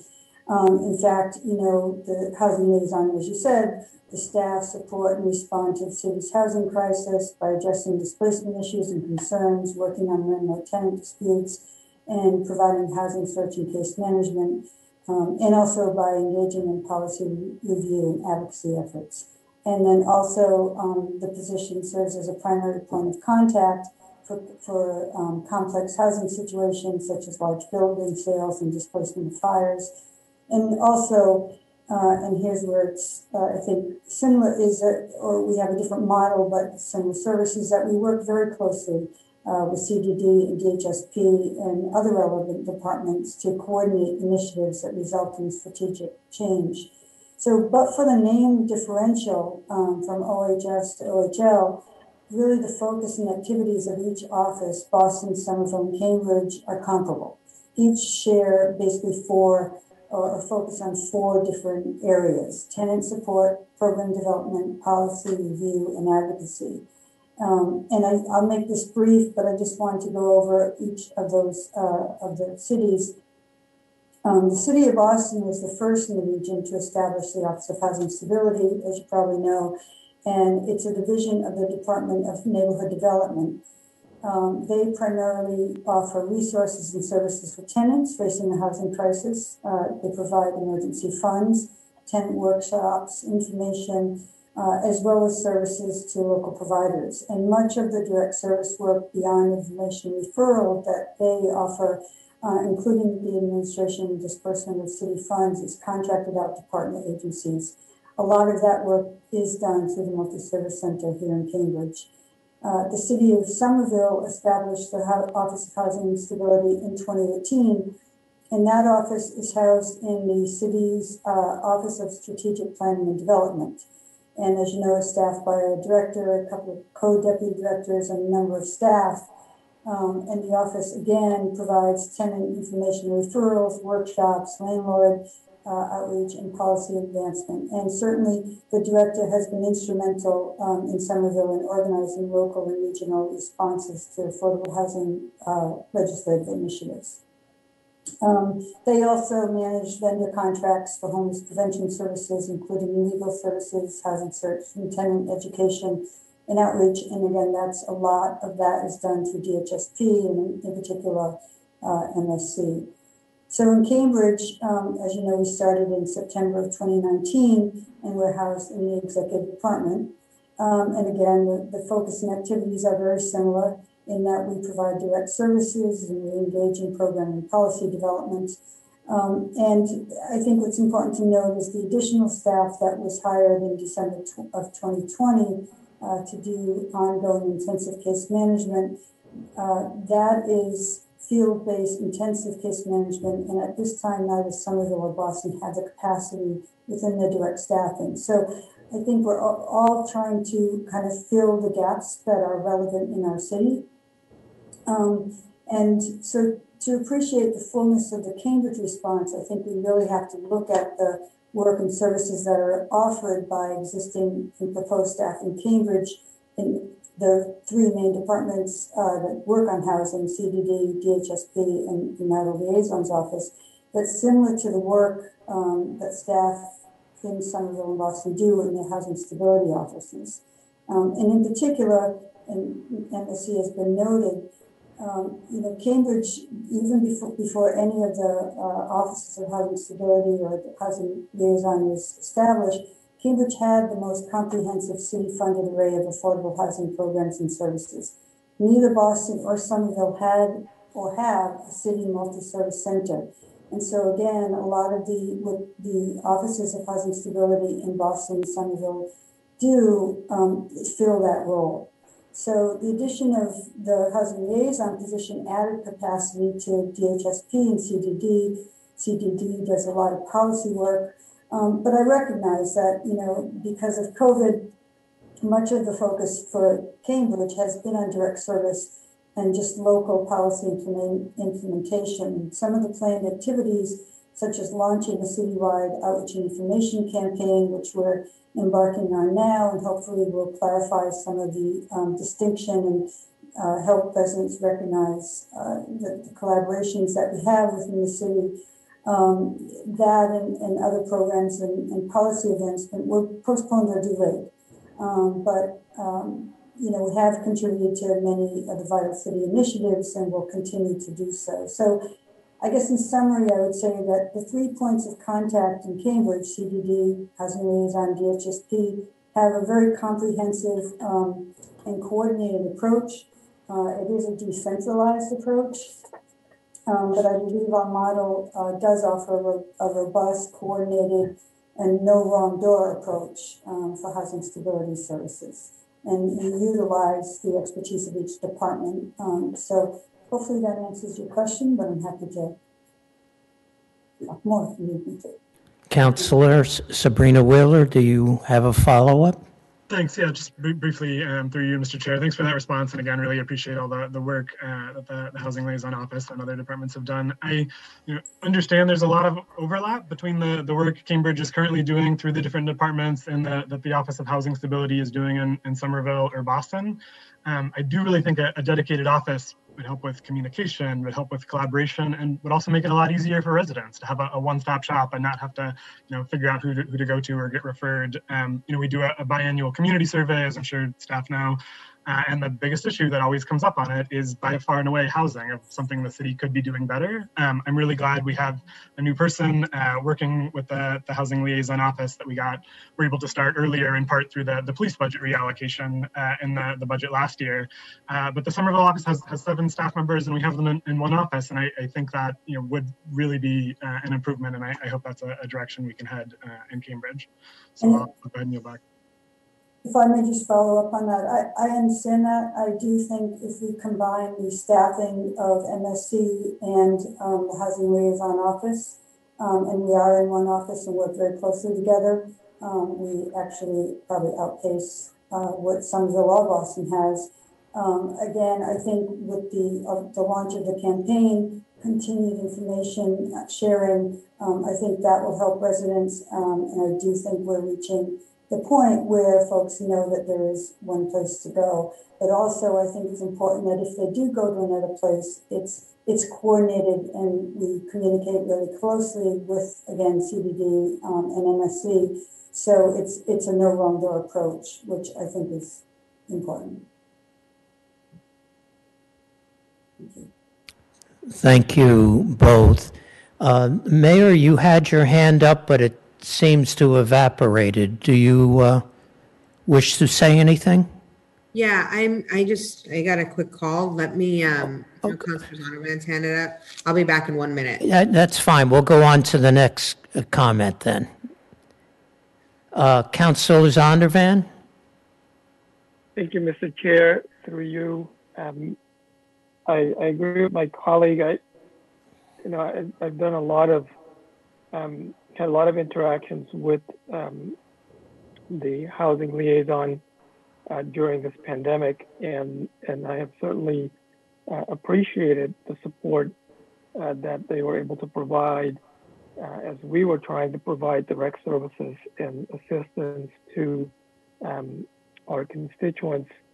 And I believe that they are still understaffed, and I look forward to the new hire coming on and being able to, increase the capacity of the response. But I also worry about the end of the moratorium that's coming, and what that will do to our tenants in the city who will be scrambling for housing and housing services. So, and we saw some of that during the pandemic, even with the eviction moratorium in place. And I'm just really concerned about what we will see once that is lifted. So I'm going to be voting no, not as any kind of rebuke or anything negative about the department or the staff, but simply because I think we should be putting more funds into this office and really providing even more services to our unhoused and housing challenged residents, because they really need it. It's a real crisis. We spent a lot of time in my office supporting constituents directly as they're dealing with these challenges. And I think we need to apply more resources to support our residents. Thank you, Mr. Chair. Thank you. Madam Mayor, are you available? Yes, I'm back. One of the questions I said I had was around one of the objective goals, which was around the data, develop and implement a data tracking system in order to identify and report trends. I'm wondering, is that like Smartsheet, or is it, do we need some extra budgetary support for that?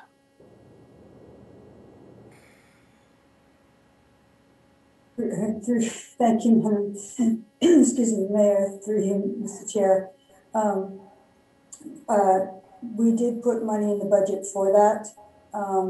We did some research to figure out what would be needed, and we found that we are going to be tapping into an existing database system that will have minimal cost. So that is in there, and it's being worked on to get that up and running. Great, thank you. And then the second question was around this. I know that in Envision, there's a section around policy work related to tenant displacement. And I know the office does case work, there's policy work. And I think, I'm reading this there's a sentence in here about how the office will monitor staffing needs and capacity in order to continue effectively address the ongoing housing crisis in the city. You know, I think a policy, there's so, and I think, I know we utilize interns to look at eviction. We utilize interns in a variety of ways, but I think this is more of a comment, but having an additional staff to help with some of the policy work in collaboration with CDD in the future could be a benefit. Absolutely, thank you. And that is, there is some money in the budget for additional staffing, and I think that's a strong consideration in terms of, data analysis, administrative and research and policy development. So thank you. And yeah, I think, to sum up, I think I want to respond to some of the comments that were made. I think, our offices have worked very, very closely and, obviously multi-service center as well. And I think nomenclature, I recognize that for some, they've seen in cities that they have the housing stability there, they have this, and we have different names. I think we can have another conversation in the future about if people are unclear, making it clearer, or considering, future name changes. But I have to say, all the work that this office does, the Housing Liaison Office, and in conjunction with the Multi-Service Center, it is more staff than Somerville and Boston.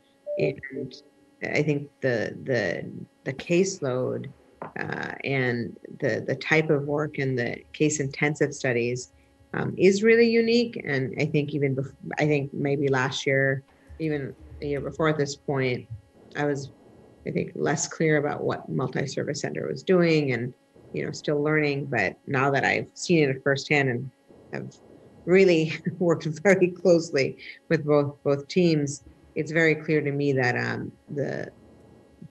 think there's a lot of great work happening. And, I think if we can have conversations around what's needed, if there's future support needed, I think I look forward to those. And as I mentioned yesterday, there's a lot of support being given to our legal aid providers, De Novo and some Cambridge and Somerville Legal Services.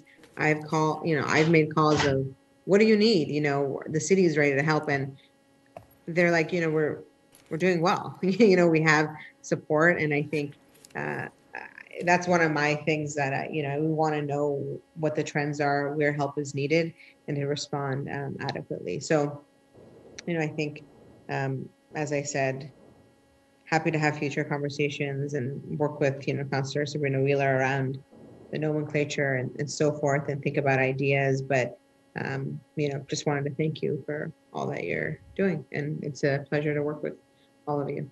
Thank you. Thank you for your comments. Councilor Nolan is next. Councilor? Yes, thank you, Chair, and thank everyone who's gone before and all the work that's gone into this. I want to build on something that Director or Housing Liaison Penzak said about the fact that we do have an amazing array of programs. We are doing a tremendous amount. It's just scattered around in a few different places, but it brings together, I think, a wealth and, in a way, and a comprehensive approach, and that's what we're trying to build. My question is whether, given that this is really a regional issue, I mean, if every town around us was doing what we were doing, we know this would make everybody's job who are working on this much easier in the city. Is there any thought or any kind of additional support that we need to bring to bear to ensure that the regional nature of this problem can be addressed? I know that obviously we are a city, we can only control what we do within our borders, and yet this is clearly something that other municipalities struggle with. They do not have our resources. They are not able to provide many of these services. And certainly at the state level, there really needs to be this addressed. I'm not sure if that's part of the plan, but I certainly support giving your office or through the city manager, as we think about this, anything that we can do to ensure that the far-reaching nature of this issue, which affects all of us far beyond our borders, is something that we don't get totally overwhelmed with, frankly, because of who we are and our resources, and keeping that in mind, that it's quite a challenge. Thank you, Councillor. I can respond briefly. I know that a number of years ago, I believe then Mayor McGovern created a regional focus group or regional task force that worked on this. And I also know that DHSP a few years back created the, I'm blanking on the name, but it's the, it was a full day's effort. It was a French term for, so. A charrette. Charrette, thank you. So I think that there is opportunity for at least the three groups, Somerville, Cambridge, and Boston, to get together and think about this and try to, do some thinking on how to kind of resurrect some of those efforts that were made and talk about it in a regional approach. I know a couple of us have had, some conversations a while back, and then COVID happened. So I think it's a good reminder that we can certainly take a stab at doing that again. Thank you. Yeah. And I know you and the mayor's office and the former mayor's office really took this on and addressed it, and has created so many it has increased the ability of the city through the city manager's allocation to this to address this. So if there's anything, again, further you need for us to do to try to enhance that work, I certainly stand ready to support you in that, and I'm very grateful. I'm sure you're another of the 24/7 or 48/14 workload this past year. Thank you. I yield. Sheriff. Thank you both. I see no other hands up. Mr. Chair, can I just jump in? Yes, please. Always, Mr. Manager. I want to let every council have an opportunity. I think this is an important discussion. I mean, housing is clearly the #1 priority of the city council and this administration. And the fact that I'm proud of the fact that on your guidance, actually, Councilor Carlone, we have put a consolidated budget together. When it comes to homeless and housing, we are spending almost $50 million, and that's something we're very proud of. Also, when there is need of staff, we've tried to address those concerns. I don't think any area has had more staff added to it over the last 2 or 3 years since I've been city manager, as housing between multi-service, community development, and the executive office. So obviously we'll continue to look at this. It's an important service we'll provide, but we really have tried to address the concerns of the council and the residents with adding additional money. And I think even Monday night, we put up a letter saying that we've put an additional $500,000 in other areas. So it is a priority. Appreciate the council's time on this, and we will continue to provide funds absolutely when we feel it's necessary. Thank you, Mr. Manager. I'd like to move to forward the department's budget to the full council with a favorable recommendation. Mr. Clerk. On that motion, Vice Mayor Mallon. Yes. Yes. Councilor McGovern. Yes. Yes. Councilor Nolan. Yes. Yes. Councilor Simmons. Yes. Yes. Councilor Sabrina Wheeler. Yes. Yes. Councilor Toomey. Yes. Yes. Councilor Zondervan. No. No. Mayor Siddiqui. Yes. Yes. Councilor Carlone. Yes. Motion passes 8 in favor, 1 against. Thank you. Chair Carlone, would you like to move to close public comment at this time? Yes, I think that's a good idea. On closing public comment, Vice Mayor Mallon. Yes. Yes. Councilor McGovern. Excuse me, yes. Yes. Councilor Nolan. Yes. Yes. Councilor Simmons. Yes. Yes. Councilor Sabrina Wheeler. Yes. Yes. Councilor Toomey. Yes.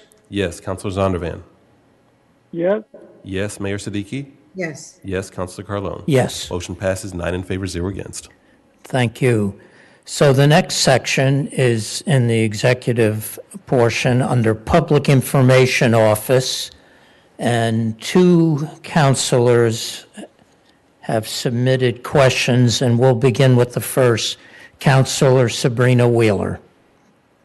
Mr. Chair, I think I had pulled information technology.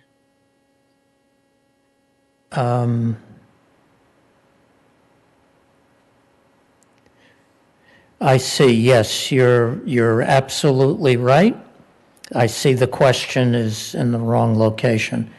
So, Vice Mayor, although you did bring up some of this, would you like to talk about your submitted question? No, thank you, Mr. Chair. I think that question was now on a number of different departments, so they can be crossed off. My question was answered Okay. the first go around in executive. I thought so, but I wanted to make sure that you felt it was addressed. Yes? Mr. Chair, just through you, the administration did go through the questions, and I believe they put it in this section. They may believe that it's appropriate to respond to. I'm referring to Councilor Sabrina Wheeler's question. So I don't know if you want to ask the administration if this is the right place to respond or if it should wait for IT. Okay. I think we'll wait for IT. I don't have a preference, whatever the council. Yeah, I think we will, but I notice the mayor might have a comment, or it's an old hands up. Mayor? Mr. Chair, this is, I'm sorry, this is. Public Information Office. I think I had a quick question and on this, which was, I think the expenses and ordinary expenditures, and just clarifying what that was going to in the PIO office. I'm sorry if I missed it somewhere, but. That's okay. Lee? Sure. Mr. Chair, through you, Madam Mayor, there are two increases in this year's PIO budget. The first is $45,000 for the translation services, and the other is $216,000 for us to really be able to expand our capacity to be able to support departments in UX, UI, animation, graphics. If you've noticed over the past 4 months or so, we've completely redone our COVID page, our vaccine page, and our communications are now really starting to be aligned. And the conversation you just had with the housing liaison is a perfect example of how we will use money to support departments. You know, as she has special needs, how can we have it so departments can come to us and say, I have these communications needs, whether it's related to web, whether it's related to print, whether it's related to outreach, for us to be able to say, yes, we can help you and have the capacity to do so, which we don't currently have under our existing budget. Okay. So it's, okay, that makes sense. All right, thank you. Thank you, Mayor. Councilor Zondervan, I thought I saw your hand up and now it's not there. Did you wish to add something? Thank you, Mr. Chair. I was just trying to understand if we were trying to address the municipal broadband question, whether it should be in this department or. We will do that under IT. Okay, thank you, Mr. Chair. Thank you. And we will get to it. So I see no other hands up. I propose we move to forward the department's budgets. Hello? Yes, Councilor Nolan. Sorry, I did. That's fine. Go ahead. I appreciate all the work that this office has done. And if I understood it correctly, the $200,000 is not under salaries and wages. So we're not increasing the staff in the department, but we are increasing external use of. So our plan to be as nimble as, through you, Mr. Chair, is to use outside services to help us with this. There's so many specialized areas, whether it's graphic design, whether it's animation, whether it's website design, that really will be better served to have outside folks helping us so we can be nimble, so we can act quickly and we can have the right resources when we need them. Thank you, through you, Chair Carlone, to the city. I look forward to that. And I hope that as we move forward, we do, just like in any other area, look to see if there's cities that have managed to figure this out and have a really robust program, because cities have the same goal. They're all trying to communicate to people. And I certainly know that there are many cities that have kind of conquered this. And I hope that we're doing as we move forward, a best practice round of, if I go to a city website, I'll try to remember to send it on to you and say, wow, this city really does this well, so that we can move forward with, in this increasing communication age, people are turning more and more, and we know that from our city survey that sends out to residents that they are turning more and more, and especially the pandemic. So it's critically important that we up our game in terms of having our website be very, very user friendly. And I will reiterate and am glad that we're doing what we can for translation. There's also folks that I did log on to a couple of sites recently where they just an automatic translation. You know, you just push a button, and even if it's Google Translate, it's better than nothing. And I wouldn't expect us to translate our entire site, but we should definitely be looking into that in addition to the ways that we're thinking of bringing on translation services. Thank you. Councilor McGovern. Yeah, sorry. Real quick, but Councilor Nolan reminded me, I sort of bring this up every year. You know, in terms of being user friendly, and you know, there are some folks who are more comfortable being online and using the web pages. The city departments, all their web pages are different. The format is different. Where you go to, there's some similarities, but there's a lot of things that are different. You know, where you go to click on different information is in different places. And I just think as much as we can kind of get that stuff unified, I think it eliminates a lot of that confusion. I mean, I even get confused. I'm like, wait a minute, on CDD, I got to go here for this, but on DPW, it looks like this. And, you know, so, I mean, I know we want departments to be individualized in some respect and support that, but there is some benefit to consistency. So that's something I'd like you to, you know, take a look at. Thank you, Mr. Chair.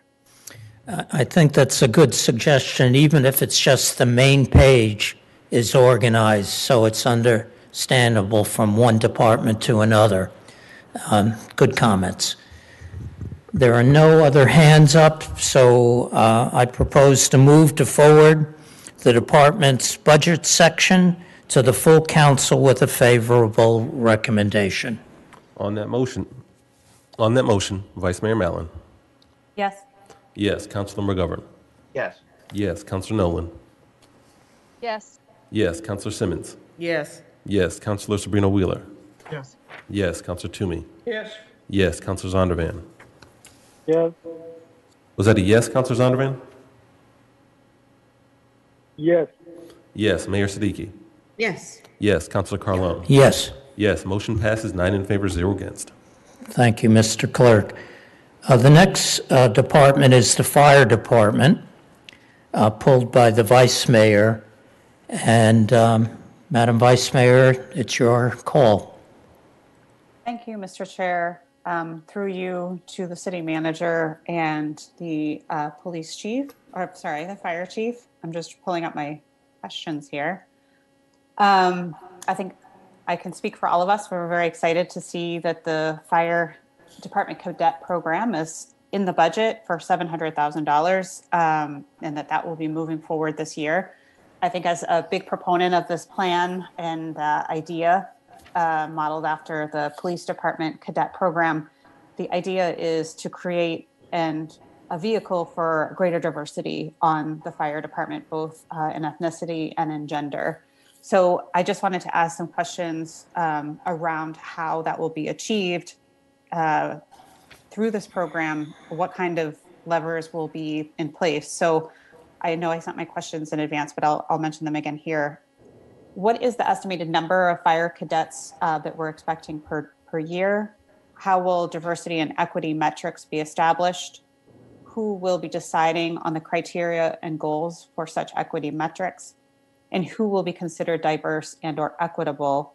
And lastly, how will the fire department be working with the Diversity, Equity, and Inclusion Office to create metrics and criteria for this program? I think the reasons behind kind of asking these questions is, you know, it would be a shame if we had the first fire cadet program and it looked very similar to, you know, what we're seeing when we see new recruits in terms of gender and ethnicity. So just really kind of digging in a little bit on this, the $700,000. It's a lot of money. It's an exciting program, but how are we going to be ensuring equity and inclusion and diversity within the cadet program? So I'm going to jump in and I'm going to turn it over to the chief and personnel director. But as I think everybody knows, one of the first priorities I had when I became city manager was to bring back the police cadet program for the exact same reason. And under Commissioner Todd's leadership, it's been a tremendous success. So even though the fight is a little different, we will follow obviously what we've done with the police in terms of absolutely making sure the cadet program reflects the city of Cambridge. And I think these are great questions. These are discussions we're in. It's still in the early stages, but I agree with you. We cannot not have a cadet program that reflects the city population and the people we serve. So I'm going to let Sheila and the chief talk about that, but we are on the exact same page. I want to assure you on that one.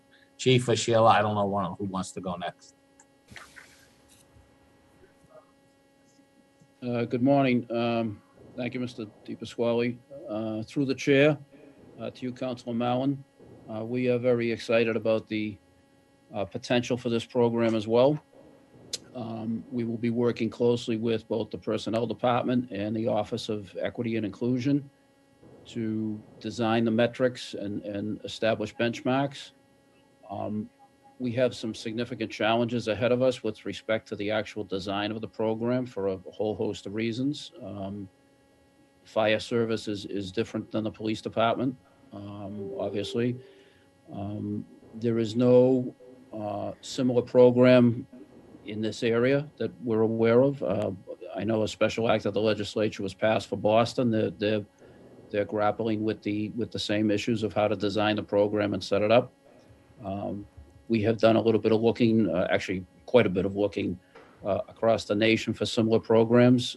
Got some ideas from some places, particularly out west and in the Southwest.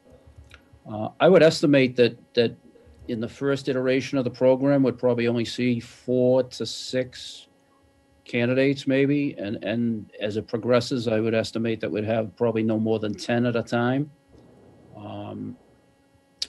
The goal is, as you have stated, and as the manager has stated, the goal is to make significant improvements with respect to the diversity of the department. We have some ideas on a curriculum to maybe a potential partnering with community colleges for classes in fire protection and safety technology and so forth. EMS training is obviously another component that we're giving some serious consideration to. But, as I said, I think we're up to the challenge. We look forward to seeing what comes back to us from the legislature and getting things moving. Thank you, Mr. Chair. Through you, I didn't know if Ms. Katie Rawson wanted to add anything. Thank you. Through you, Councilor Mallon, through the chair. We're equally excited about this program. It really is something that all of us have wanted to do, and we've been very pleased that the fire union has been so supportive of the program as well. The key to this in terms of diversity is going to be the recruitment.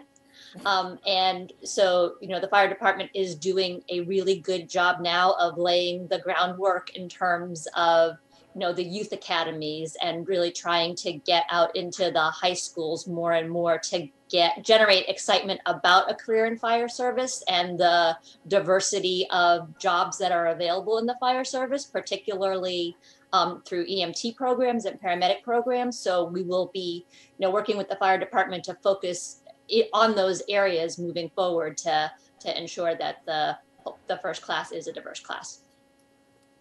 So thank you, Mr. Chair. And through you, when are we expecting the first class to be up and running?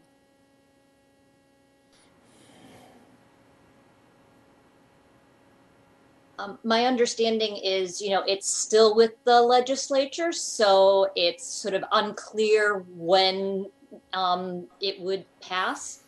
So it probably is not, definitely not in this fiscal year. I don't know, Mr. Manager, if you have more information on that.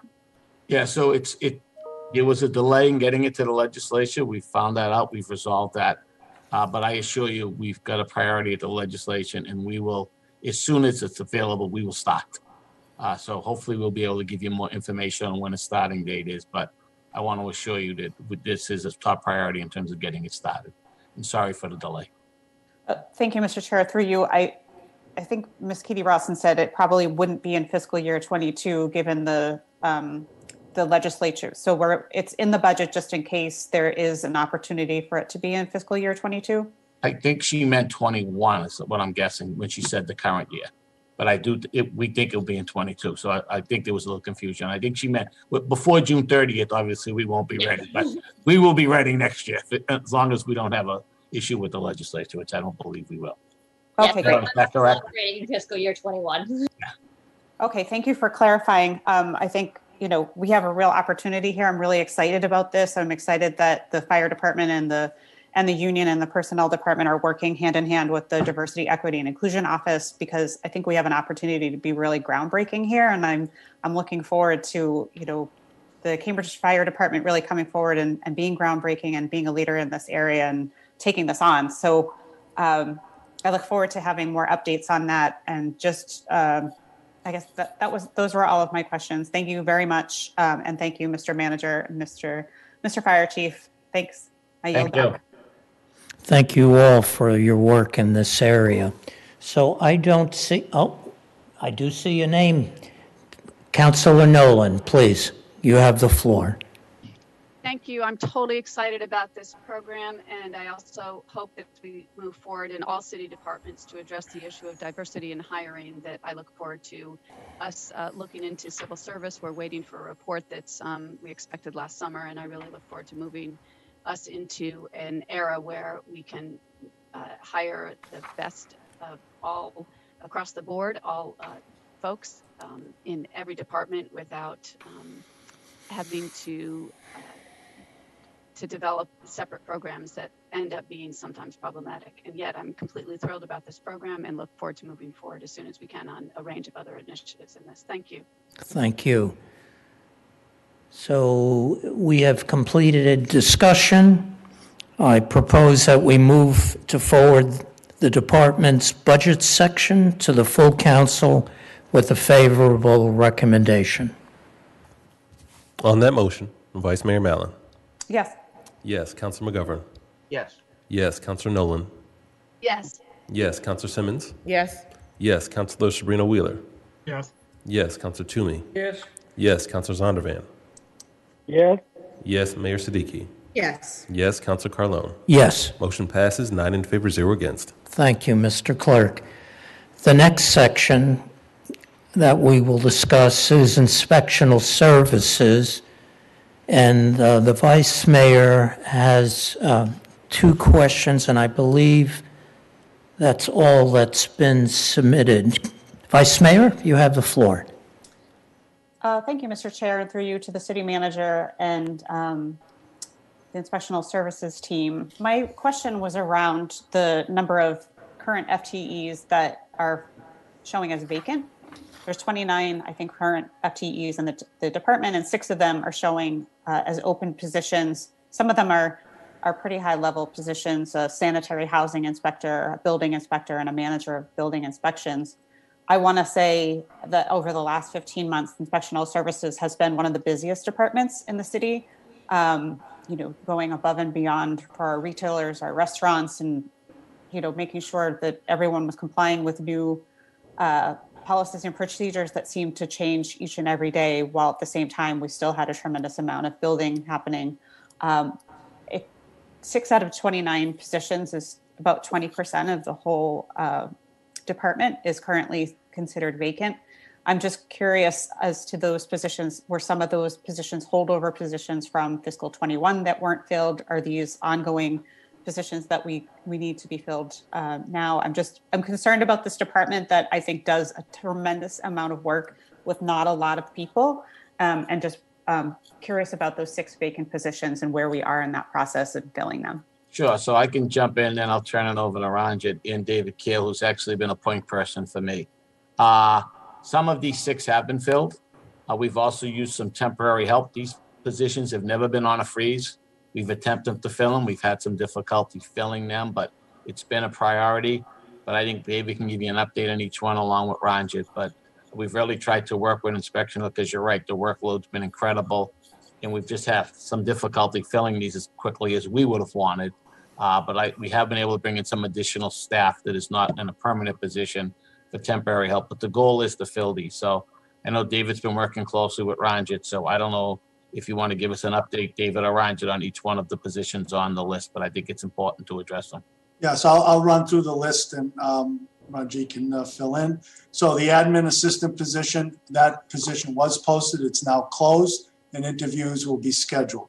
The access analyst was listed as vacant, but as it turned out, the incumbent had decided to stay. So it really isn't a vacancy. However, we are in discussions about trying to do a transition plan and continuity so that if and when he decides to go, that we have a plan in place to make it a seamless transition.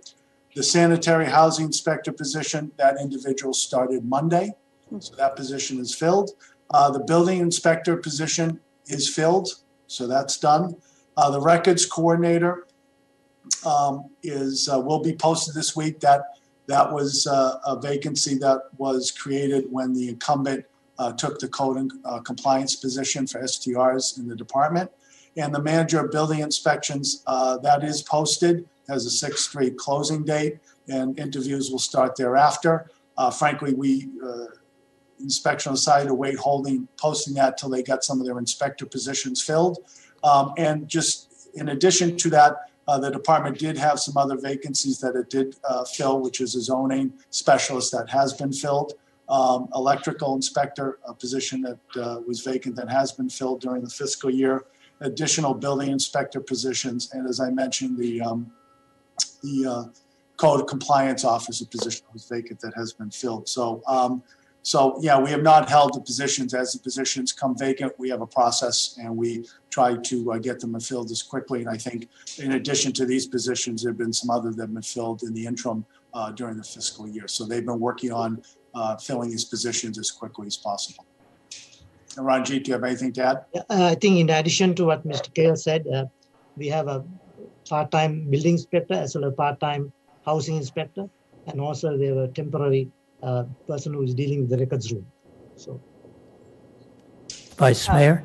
Thank you, Mr. Chair, and thank you for that explanation. Now I can rest a little easier knowing the Inspectional Services Department is almost fully staffed. I just want to really a shout out to this team, this really small team that has been doing a tremendous amount of additional work over the last 15 months. I just want you to know that it hasn't gone unnoticed. And when I saw those vacancies, I just got a little nervous that this team didn't have enough help, but I'm glad to know that we are all set. But really a huge shout out to ISD for all of your work over the last 15 months. It has not been easy, but it is fully recognized. Thank you, Mr. Chair. I yield the floor. Thank you, Vice Mayor. Councilor Nolan, your hand is up. Do you have a comment or question? Yes, thank you, Chair Carlone, and thank you, Vice Mayor Mallon, for saying it. Setting the tone for this is an incredibly difficult time. It's been challenging. We do continue to hear from people that it's very difficult to schedule inspections, and I know that's because with the safety issues, people are in the office or not in the office, and the more that we can do to ensure full staffing so that people can be out there would be wonderful. I have a question, which is we had talked last fall, and I know that it was ISD had said, the leadership in the city had said this would be something that would be relatively easy to do, which is to have online ability to look at building permit applications. And I was just wondering the status of that, whether that was any additional budget was required, which I was told at the time when we first asked about this, that it would be no problem since building applications are actually filed online. It's just a matter of getting them online. So I'm just wondering about the status of that because it's now been a few months and we haven't had an update. So I will leave it over to David, who's been the point. We were hoping to send the council an update on that about 2 or 3 weeks ago. There is some concerns that have come up. And David in the law office and Ranjit can go over those concerns. But there we have encountered some difficulties in determining whether or not this is the right thing to do. So we can address them or send them up in the council order next week or so. But if you're ready to talk about them, David, we can do that now. I think ISD and the law and IT have talked about this. I think one of the challenges is that a building permit application is a ongoing document that gets amended based upon information that is required and needed. And we're not quite sure that posting building permit applications online and then having to make sure that the amendments and the like are implemented gives a true picture. So at this point, we're investigating, but I think the initial take is that something that we probably do not want to do, which is post the ongoing applications online. Once a building permit is approved, it is available in its entirety with regard to the completion of the process. But basically the moving parts of an application that is being reviewed potentially by several departments or individuals that gets amended is viewed to be not a process where basically it leads to a benefit just because of the maintenance and the upkeep that's required. So that's where we are right now. We continue to explore that, but that's the initial blush about the request. And I don't know if Nancy or Ranjit have anything they want to add. I know it's been the three of them that have been working closely on this. ISD has been working with the law department on this, and we are concerned about changes to applications that happen all the time. So we don't want to put something that will be changed frequently. They change because of zoning or other reasons. So that's the question we have, and working with the law department on this at this time. Nancy, thank you, Ranjit. Nancy, anything? Thank you, Mr. Manager, and through you to the chair. Through the chair. One of the issues is that we have a fairly short turnaround time once somebody submits a building application to do the review. That often is done by a number of different city departments, and there are potential implications if that period comes and goes without the permit application having been acted upon. So if it were a live application while it's being changed and while we're trying to keep track of the various changes, it just adds that much more potential for confusion or possibly dropping the ball. So I think that's the main reason, along with what David and Ranjit said about it.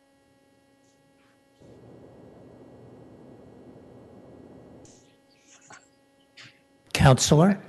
Yes, thank you. I was just waiting. I think I was just waiting to recognize that. I kind of understand, but I look forward to some memo. This was, we had talked about this. It was said it was easy to do. I believe these are public records so that if I walk into ISD, I would be able to see this application. So if that's true and it's already a public record, I understand there are changes made. The council was asked to make the request formal, which we did November 2nd of 2020. So it's unfortunate that it's gone this long, I guess. I'm just surprised to hear there's even any question, but I believe the city manager said maybe they would write something up and explain.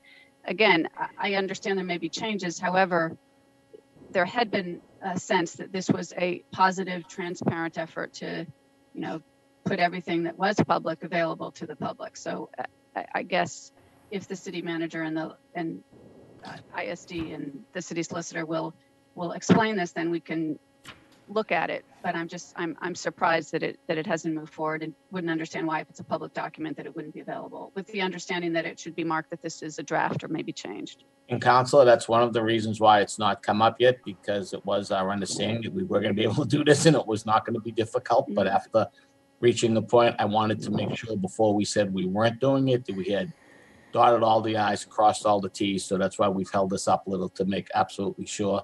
So I appreciate the question, but we right now are facing some roadblocks, but we will be getting something up to the council shortly. But I understand your concern. Thank you. Glad I asked, so I got the update. The other question, and this is, I know that there's a challenge sometimes. We have so many things going on. It's the multidisciplinary nature of so many different areas of the city sometimes make it challenging to coordinate.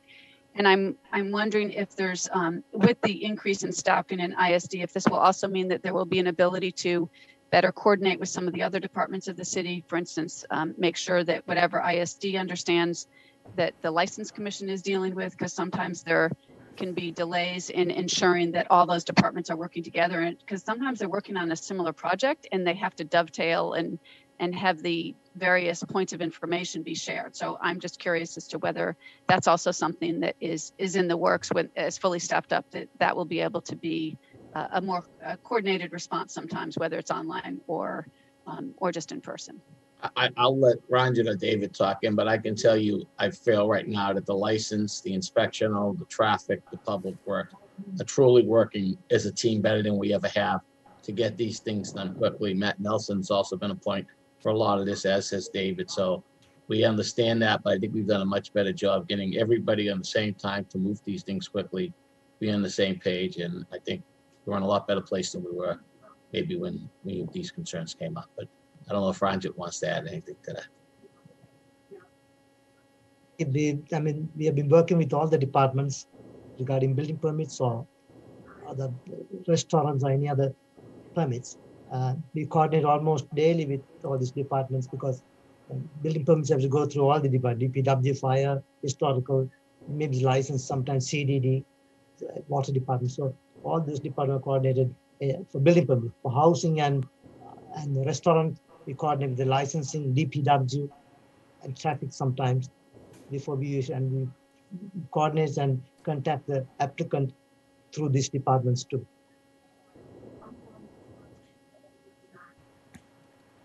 Should I? Thank you. I appreciate that. I will say I continue to hear some concerns that the efforts are much appreciated, and yet they're not always felt, perhaps. So I think what would be good, and I will certainly communicate and forward to Vice Mayor Mallon as chair of the Economic Development Committee some of the concerns I've heard, and she may be able to take that to the Small Business Advisory Task Force so that we can continue. Again, after this challenging year, it's been difficult, and I have heard city manager that there is an appreciation that there's been more attempts to try to do that, and yet I'm continuing to hear some concerns. So I just want us to make sure we're in a position to do everything we can to be coordinated and as quickly and responsive as we can. Thank you. I agree. Thank you. Thank you both. There are no other hands up at this moment, so I move to forward the department's budget section to the full council with a favorable recommendation. On that motion, Vice Mayor Mallon. Yes. Yes. Councilor McGovern. Yes. Yes. Councilor Nolan. Yes. Yes. Councilor Simmons. Yes. Yes. Councilor Sabrina Wheeler. Yes. Yes. Councilor Toomey. Yes. Yes. Councilor Zondervan. Yes. Yes. Mayor Siddiqui. Yes. Yes. Councilor Carlone. Yes. Motion passes 9 in favor, 0 against. Thank you, Mr. Clerk. We will now discuss the Law Department budget. Councilor Simmons has pulled it, with a question. Councilor Simmons, the floor is yours. Thank you, Councilor Carlone and Mr. Chair. Regarding the solicitor's budget, what is the monetary amount of 5% of the solicitor's operating budget? What does that mean? Because that was bandied about in a council order that was earlier put forward. And I'm curious to know if this money were spent on obtaining outside legal counsel for the city council as called for in the recent council order, what would that look like? So basically, what is 5% of the city solicitor's budget, and what does this mean by way of services to the city council? Because I know what the order said, I'm just not sure is the interpretation from the solicitor's office. So through you, Mr. Chair, to Mr. DePasquale or Solicitor Galoa. Mr. Manager. I'll be happy to start, and then I'll turn it over to Nancy. So 5% of the total budget, counting salaries, is $184,000. What I would suggest if we go this way, it would be to define a number based on what we really feel the need will be. And if it's more than that, then we should provide more than that. If it's less than that, we should provide less than that. So if we're going to go this route, I think we should just discuss what we feel the amount is going to be needed. And then we would come up with a number that would feel comfortable, as we have in the past. And as has been stated earlier, whether it's in the budget or not, if it's a priority and we feel we need to find the funds, we will. But I'm going to turn it over to Nancy to go over some of the details. But, the money, I think, on this 5% is really not the issue. So I'm going to turn it over to Nancy. Thank you, Mr. DePasquale. Ms. Galoa? Thank you, Mr. Chair. Through you, what I wanted to do was to refer to the order that was passed, and not so much in terms of the monetary amount, but with respect to the authority issues that were raised. I know that councilors raised questions about the charter issue and whether this is in fact a charter violation. I wanted to advise you that we have gone back and researched these issues further, as well as talking with a number of municipalities, including all of the municipalities that were mentioned by council in the meeting that we had. about the opinion that I had submitted, as well as other